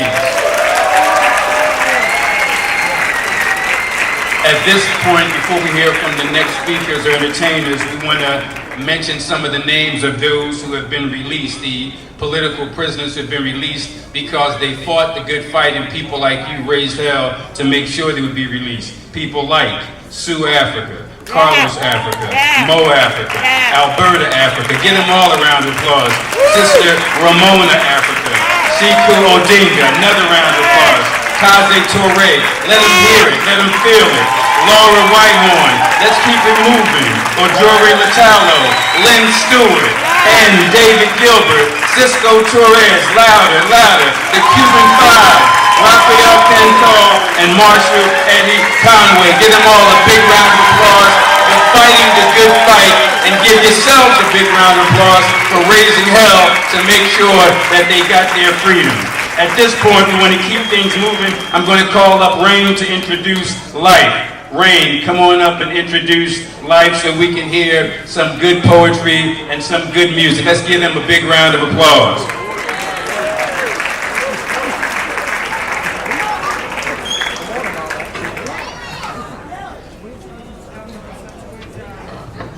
On the move. Once again, as you all know by now, my name is Rain Africa. I'm part of the third generation, the next generation of MOVE members.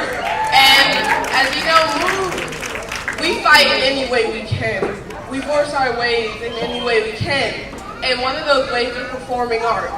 And what we perform is rap. We have been doing this because my father did it, and now my generation are doing it. Now we have some of the young third generation, about 11, 12, LIFE, or Life. Life is for everyone, is their name. That's what they stand for. And they're going to come up here and perform one of their raps.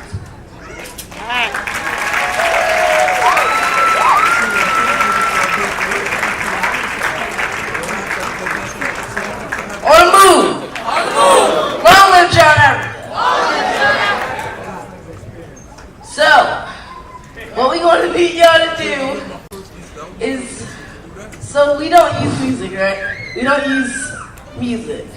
So we're gonna need y'all to start a beat for us, right? Claps. Yeah, start it off.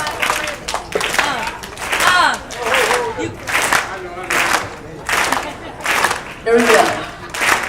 Imagine never having to be a slave to get a job. Imagine doors unlocked and never robbed. Imagine all the cops disappeared and you had no fear, because all the thing you had in your mind on the sun was clear. Imagine judges off the bench never getting a chance to be biased. No more military branches, no wars to hear about in this country or any other. Imagine everybody treated like sisters and brothers. This face of the earth and no low self-esteem, and everybody feels worth. Imagine if you took all the bombs and guns and turned them into plants that could feed the young ones. Apple trees, peaches, far as the eye can see. Roots in the ground, fish in a clear sea. Imagine if the sea was clear as the air.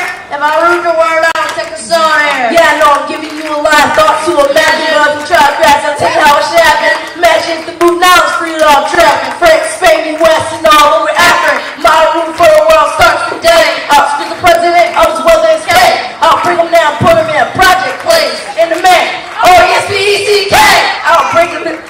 I'll make it you can follow John Africa's way. I'll reduce John Trump, man, and Bill Gates. I'll take all the extra music I'll place it out, set stuff, make a bit of a toxic way. I want to move from long set of job and stuff. Cause whenever this was Bruce goes on the watch, it should be humiliated, disregard. If you have a problem, that you decide. If I rule the world, they can change in the moment, cause I'll damage the system I scream less opponent. But I will have to announce my throne in the end, cause only God got the power. Clear our sins.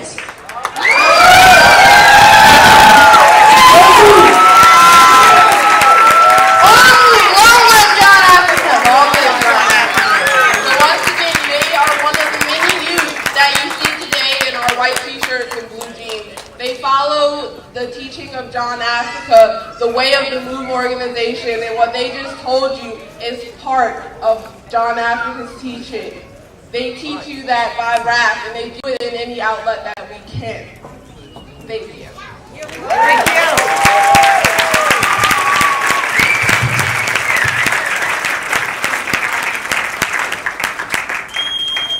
Thank you. Let's give them a big round of applause. Bigger.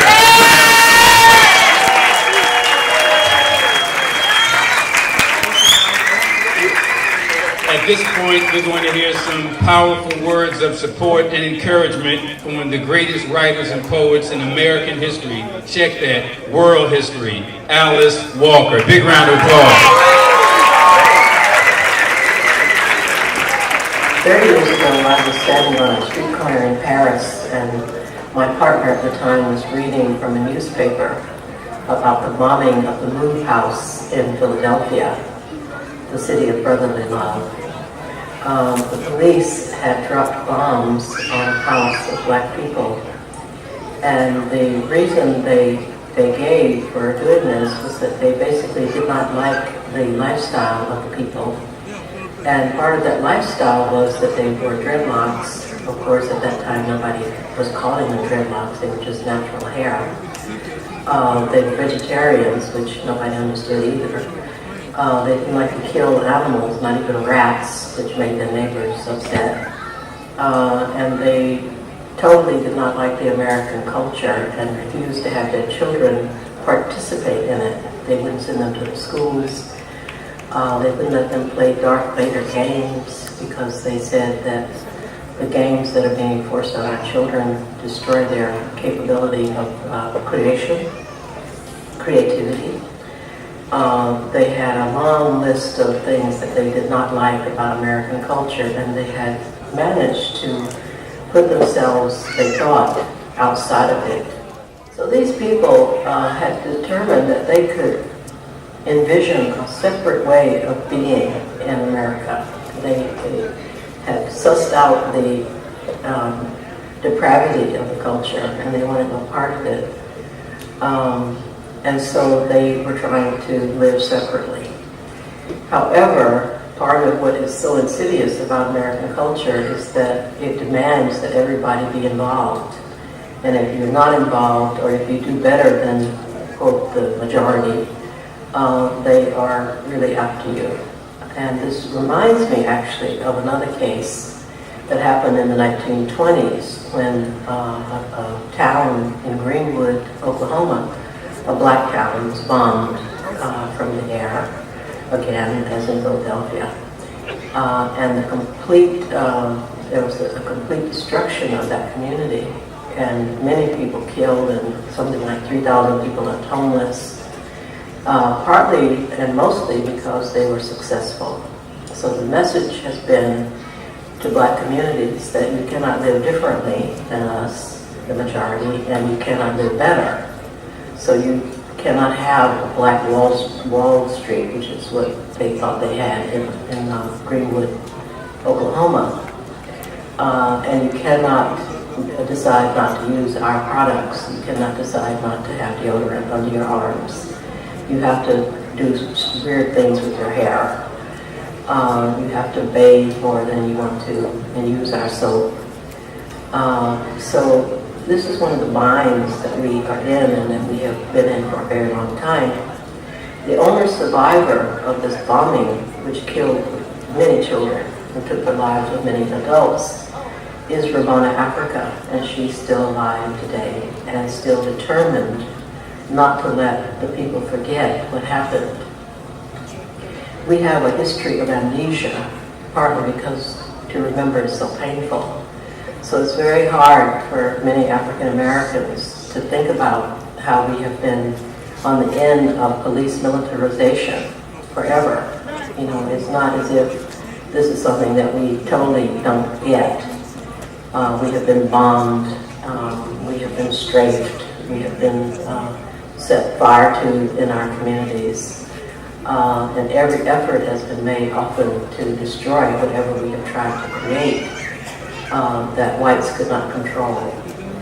So Ramona goes around every year to remind people of what happened so that we don't have this kind of amnesia. And so that when we have something like what is happening today in the uprising against the police murders of Trayvon Martin and Eric Gardner, we have a context. We have a context that goes back a very, very long time, all the way to the time of enslavement when people were killed for trying to break out of the coffle as they were herded down the back lanes of the South and the northern lanes where they were also enslaved to make things for the profit of the bosses or the white ruling class. So it is really a good thing, I feel, that Ramona is always present to her people, the ones that she knew, the ones who were killed, and that she reminds us of what has happened. This is truly a service to us.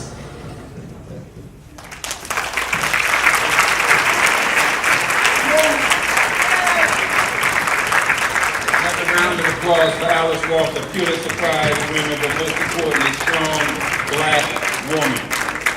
Our next speaker, many people think that Fred Hampton Sr.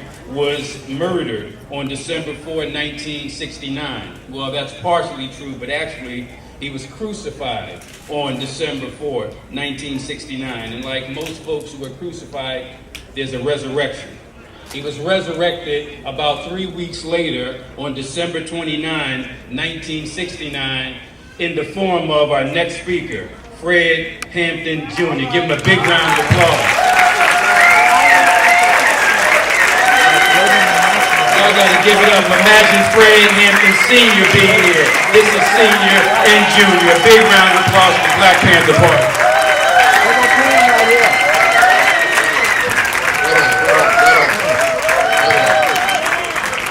Right on. I thought I had a little time before I came on, but first let me say I'm honored and humbled to be here.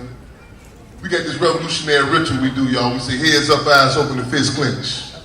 Heads up, eyes open, and fists clench. Right on. We all say, what's our call? Free them all. What's our call? Free them all. What's our call? Free them all. What's our call? Free them all. Right on. Man, May 13th. There are so many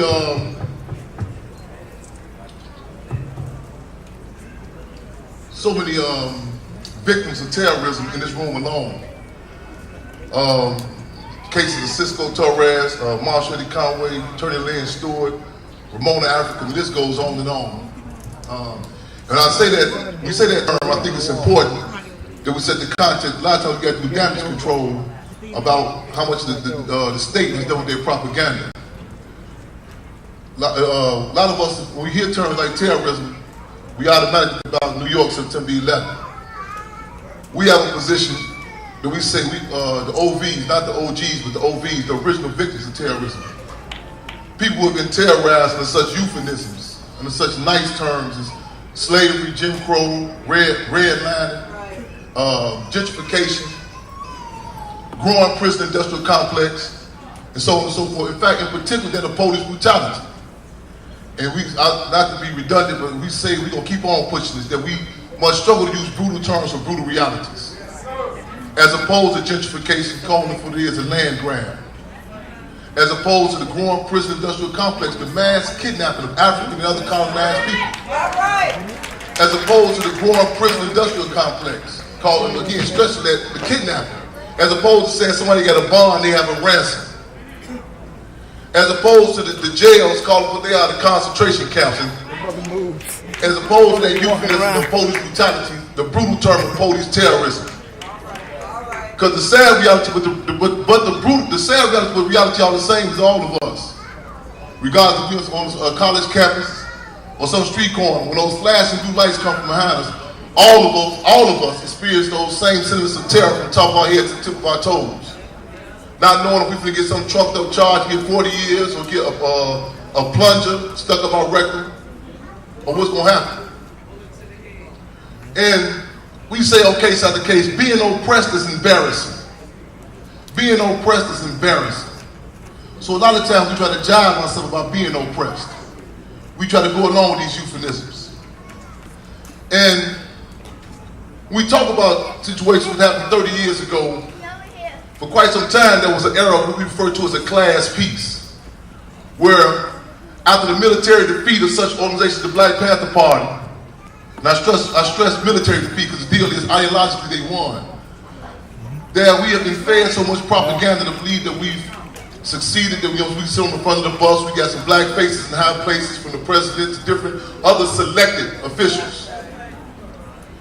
And that we get caught, that we are accused of being conspiracy, some sort of abstract conspiracy theorists or paranoid. We want to talk about these things. A lot of times cats tell me, well, Chairman Frey, I understand you kind of got a thing because the police killed your father. And I said, well, you never hear me you never hear me talk about it subjectively. You never hear me say the police killed my daddy. We always put in this correct political context. The United States government assassinated Chairman Frey. They assassinated this guy, Lamar Clark. Yes, they did. May 13, 1985 was an act of terrorism. Right. It was done in a strategic type of way. Similar to the way during chattel slavery on the plantations. When the pregnant sisters would run away, they just didn't go out there and kill her. The colonialists strategically went out there and grabbed her and brought her back in front of the masses. Slit her stomach open and stomped the fetus to death. In a way designed to send terror that would terrify the masses, designed to send horror that would horrify the masses. It's not by happenstance that some generations don't know what happened May 13th, 1985. And we can get caught up with this position where maybe we're not putting the word out, you know what I'm saying? We're using too many political words and terms to talk about it. The brain is something else. I tell some cats the other day, I say, just the other day in Chicago, we refer to it as Chirac, and a lot of people have an issue with that term, but I ain't got no problem with calling it Chirac, because the deal is, we say let's up the ante. Let's draw the correlation from the army takes in Africa, Afghanistan, Iraq, to the police vehicles that go through south side of Chicago. Let's draw the correlation from the contractors they got in Iraq and Afghanistan to the foreign merchants in our community. Let's draw the correlation from the depleted uranium in Iraq and other places to the vacant lots and abandoned buildings throughout the community. Because the deal is, with us in this undeclared war, a lot of times, again, back to the whole thing about euphemisms. So we got to struggle to use brutal terms for brutal realities. Back to what I was saying about we want to know how powerful the brain is. Cats can know football stats and facts like that. They can repeat lyrics of different propaganda bombs. Whether it comes to Pied Piper rappers like Lil Slave, y'all might call him Lil Wayne, or Slave Z, or Nicki Gabaz, and these other propaganda bombs. And these are the type of terms we got to start using. And I'm not saying it for no slick soundbite. It's not by happenstance or coincidence at 7 o'clock in the morning, whether you're in Chicago, whether you're in Chirac, Detroit, or Cleveland, or Los Angeles, you can call anywhere, and you see Clear Channel strategically bombarding these babies with certain type of Piper artists. Before a child goes to school at 9 o'clock in the morning, they're going to get raped, killed, shot, all this through the music airwaves. And we can say, well, it's just music. We must understand that the Black Panther Party said everything is political. Everything is political. And distinguish politics from electoral politics. Words, terms, fashion, everything is political. We've seen in the 60s where the conscience level was heightened, where it forced individuals like James Brown to come out and say, first of all, no disrespect to the dead, he had a whole totally different song playing at first. It was charismatic representatives of the Black Power movement such as H. Ralph Brown, I know you know what I mean, that literally drove down on him, so you better go back in the studio with that garbage you're talking about. He came back out to when I'm Black and I'm Proud. It was a climate in the 60s where he was not allowed to pull what he pulled. They don't in that Rocky movie wearing the red, white, and blue drawers on to live in America. There was a climate in the 60s with Chairman Fred, not Reverend Jesse Jackson, but Chairman Fred organized the Rainbow Coalition, where he heightened the conscious level with the Devil Disciples, a major street organization, major street tribe in Chicago. Notice how they say gang. Because the biggest gang in Chicago is Chicago Police Department. The biggest gang in Philadelphia is the Philadelphia Police Department. He up there and the Devil Disciples get up public. He said, we now bring down us if you know the Black Disciples due to political education we received from Chairman Fred Black Panther Party. There was a climate during the Black Power movement where the community was clear of the purpose of prison. They took on and understood what William Thoreau said in Civil Disobedience, where in an unjust society, the only place for a just man, I'm going to paraphrase it, only place for a just man or a just woman was to have prison. You had a community where cats was bragging about it, proud. When my daddy got locked up, it was clear what the state was doing. However, we have been bombarded with so much propaganda with these fraud, these auspices, these fronts called war on guns, war on drugs, war on games, which in reality nobody war on our black asses, another color ass community. So with that, you have children saying, well, I ain't got no dad, I ain't got no more. They're locked up inside these concentration camps. We must distinguish war from revolution. War is when you get two occupied armies, they suit up and boot up and get out to get out. Revolution when you gain the minds and participation of the masses of people. We cannot afford the luxury to talk about May 13, 1985, simply on May 13, 2015. That's right. We cannot afford the luxury to talk about sort of abstract, disconnected way. Because if you think if we've forgotten, the state ain't forgotten. These pigs, that's mandatory when they training. When the new police come on, they train, they tell them about the MOVE organization. It's mandatory. We cannot afford the luxury to say, because wait till my child get a little bit old and I'll tell them like this. These are brutal realities that we don't address now. The state gonna bring it to them. When I talk to children, I say, you know what the FBI is? They say, no, so they know who you are. So again, we must turn the communities into classrooms. We must do as Minister U.E.P. Newton said, power is the ability to define phenomena and make it act in the desired manner. Say it real quick, I know I'm gonna have to talk fast. Power is the ability to define phenomena and make it act in the desired manner. Anything in our community, whether it be hip hop, poetry, anything, we must define that phenomenon and make it work in the desired manner. Case example is Harriet Tubman. She utilized the Negro spirituals, utilized that tool as a liberation tool. Reverend Nat Turner, he recognized the phenomenon of people going to the church on the plantation. He said, man, it's in that spirit, praise the Lord and pass the ammunition. Right. Geronimo with the Apaches utilized the phenomenon of the ghost dance, the liberation tool. Chairman Moran is a realist, utilizing the philosophical tool of dialectical materialism, put his ear to the ground in Chicago. He's seen the street organizations as a phenomenon. A lot of people was against him talking to the young patriots at the Appalachian Mountains.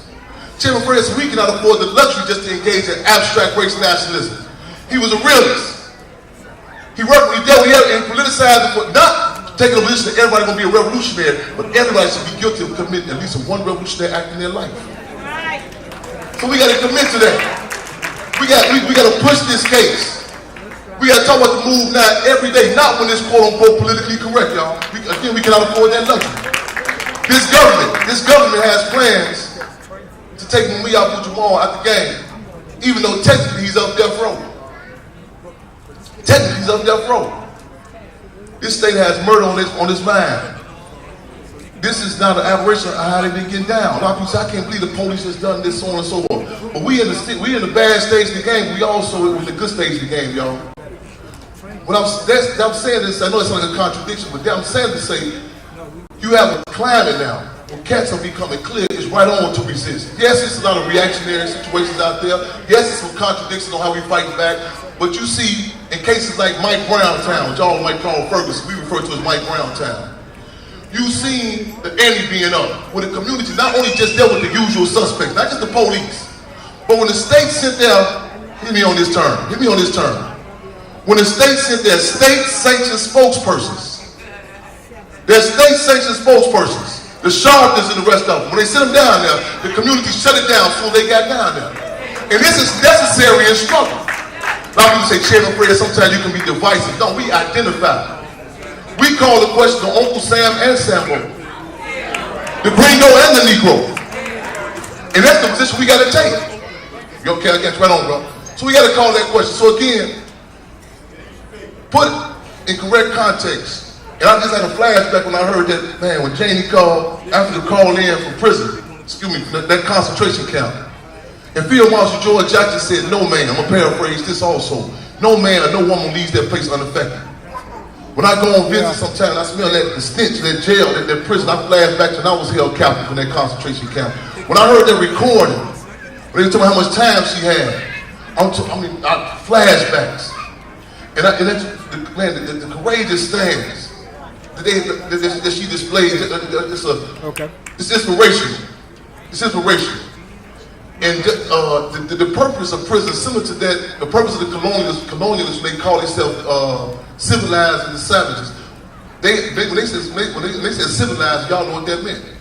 That was the colonialists that was doing the scalping, trying to break the spirit on them. When this government say they want to rehabilitate you, that means to break your spirit, break you. That's the purpose of prison. That's right. When I was released, when I was unleashed after serving 9 years in those concentration camps, I was coming out and I had my head like just so up. And the guards just said, what's wrong with you? I said, I want to make sure I put this in my jacket and my file. I came out here unbroken. Yeah. But I want to be very clear also. Now I'm clear that if it was, what Minister Huey said, if it was not for the support of the people, on the outside and inside, when I was locked up, when Mia wrote about my case, the move that represented for me, I owed some debts and I paid my debts. The people kept me alive.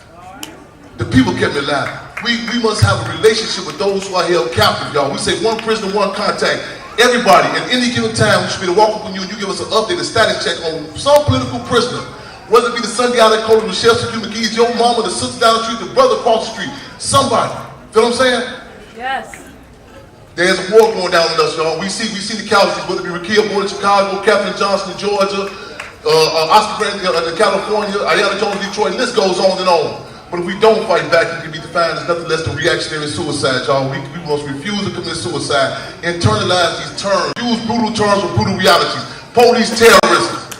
As I said tonight, do not be liberal with that on a consistent pushing their position, y'all. Revolutionary love, respect. I'm honored, I'm humbled to be here. A clench fist salute to Ramona Africa, Pam Africa, to me, Abu Jamal, to Move 9 for their courageous stance. And continue the legacy to stand for the principle John Africa taught them and how they continue to push it out there. And how it's infectious. You see generation after generation. And the state got a thing about that. Because this system is designed on producing broken people. If you want to discuss, I'm closing. If you want to discuss about healthcare, the fact that young Mike Africa is alive and walking around here, the move they provide better healthcare inside the prison than the state provides outside in the community. He was born inside those dungeons. That's perfect. That's case example.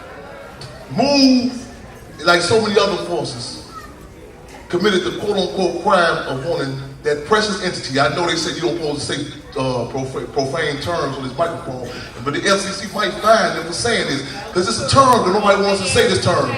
It's a term that nobody wants to talk about. It's a term called self-determination.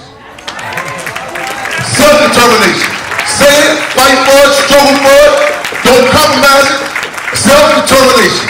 Right on. I'm gonna close out, y'all, but we've been in solidarity. Congress with the indigenous community, we've been tag team. We just came out of Baltimore, California, and other places. So again, it's an honor to tag team with this force here, hitting the ground. In the spirit of liberation, y'all, we say power to people, keep your heads up, eyes on the fist clenched. Right on. Power. Right on. White Kanahus Beshki request. Greetings everyone, my name is Kanahus Beshki, it means red woman. I'm from the Secwepemc Nation, from the far north. I come from clean waters, I come from mountains and valleys. I come from an area called Secwepemc Ulu. We don't call it Canada. We are unceded, unsurrendered territory. We've never given up our land. We're still at war with the Canadian government. I come in solidarity with the Mu family, with Mumia Abu-Jamal, with John Africa's teachings that I believe in as well, because those are natural law. That's our universal law. I have a song that I want to share, and I want to sing it for the Move youth and the children. This song is to give courage, to give power to our young people, because it's an intergenerational struggle. We're leaving our babies with a fight. The more we fight now, the less we're going to have to leave to them. So I'll sing this song. It comes from a lady. She went up in the mountain and she fasted for 4 days and 4 nights. And this song came to her to leave to her child, to give her power to fight against Canada, to fight against industry, to fight against corporation for our freedom, for our liberation. Because our liberation is bound with each other. We cannot talk about Indigenous liberation without talking about African liberation here. Because we're here on Native land. Right now, we're on Lenape territory. This is their lands. When you go into someone's land, they'll ask you certain questions. They'll say, what's your purpose of being here? Where are you from? And what skills do you have to offer if we allow you to be on our territory, to drink our clean water, to live on our land and breathe our air? And those are things that we all have to talk about when we go into someone else's Indigenous territories.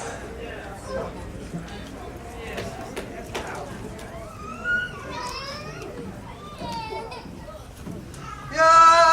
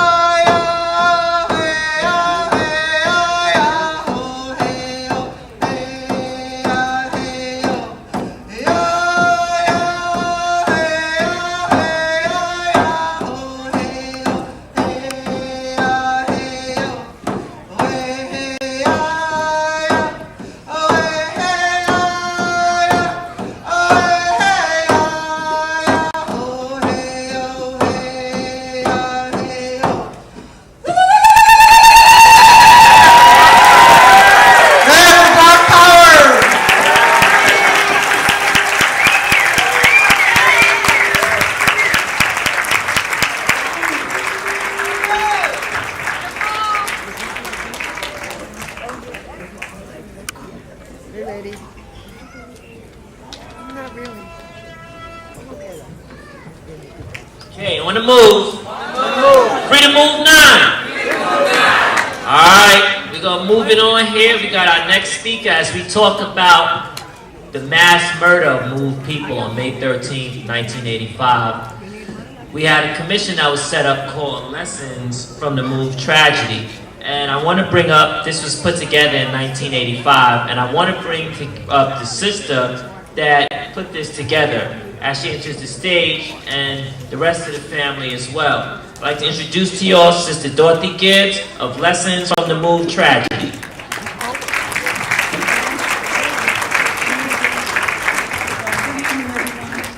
My name is Dorothy Lazenberry Gibbs, and I am a member of the Lessons from the Move Tragedy Committee. Sorry. The Lessons from the Move Tragedy Committee came into being the day after the horrible thing that happened on Osage Avenue. William Bill Meek, along with Barbara Moffett from the American Friends Service Committee and Father Paul Washington, formed an ad hoc committee to address the horrible thing that happened. They couldn't understand it, and they felt like Philadelphia's communities had been traumatized, and people needed to come together to just talk about what had happened and get their feelings out and voice their opinions. So they called together all of the minds, the really good minds at that time, and I'll just name a few of them. There were Max Weiner, Joe Miller, Father Paul Washington, Reverend Lorenzo Shepard, Reverend Dave Weeks. Later on, Reverend Ike Miller came. There were psychiatrists, lawyers, doctors, counselors, mathematicians, all kinds of people who came together to strategize, to try to get some justice for the Move family.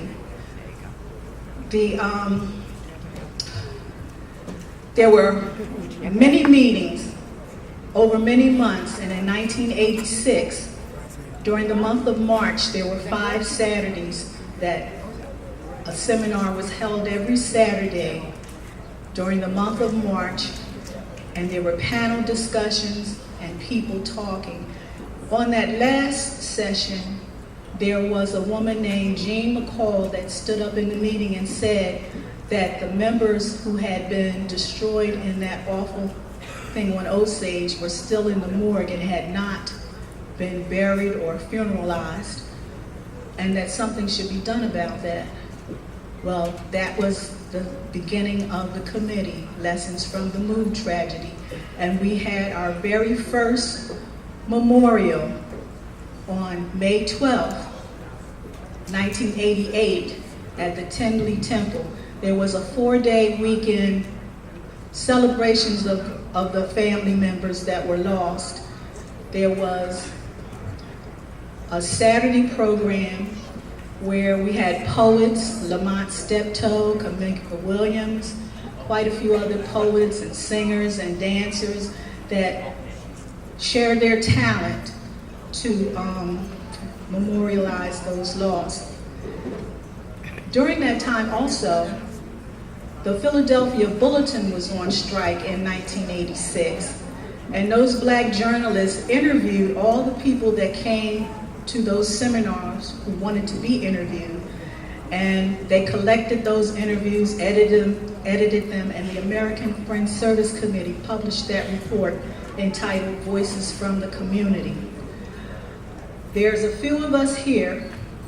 I have Reverend Isaac Miller, who is going to speak to you, Debbie Dukes, Bella Muir, and Ann Walker is over in the audience there. They will give you their reflections.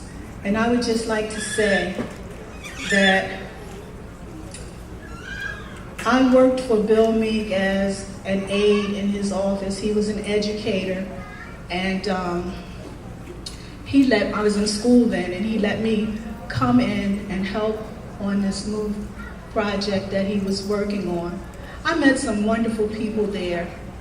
I met the Move family. 30 years later, they've become great friends, a great part of my family. And just a regular person, you know. I never had any political aspirations. I never, you know, had any idea that I would be able to help in some small way to make Philadelphia remember always that they did a grave injustice on May 13, 1985. And I'm still here. I will never forget.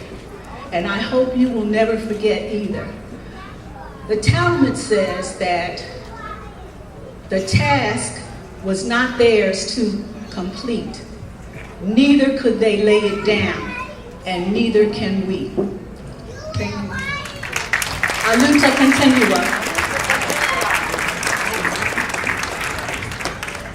My name is Debbie Dukes, and year after year after year after year after year, I was there too. I came to support, and I came to use my gift that they asked me to use, and I'll use it right now.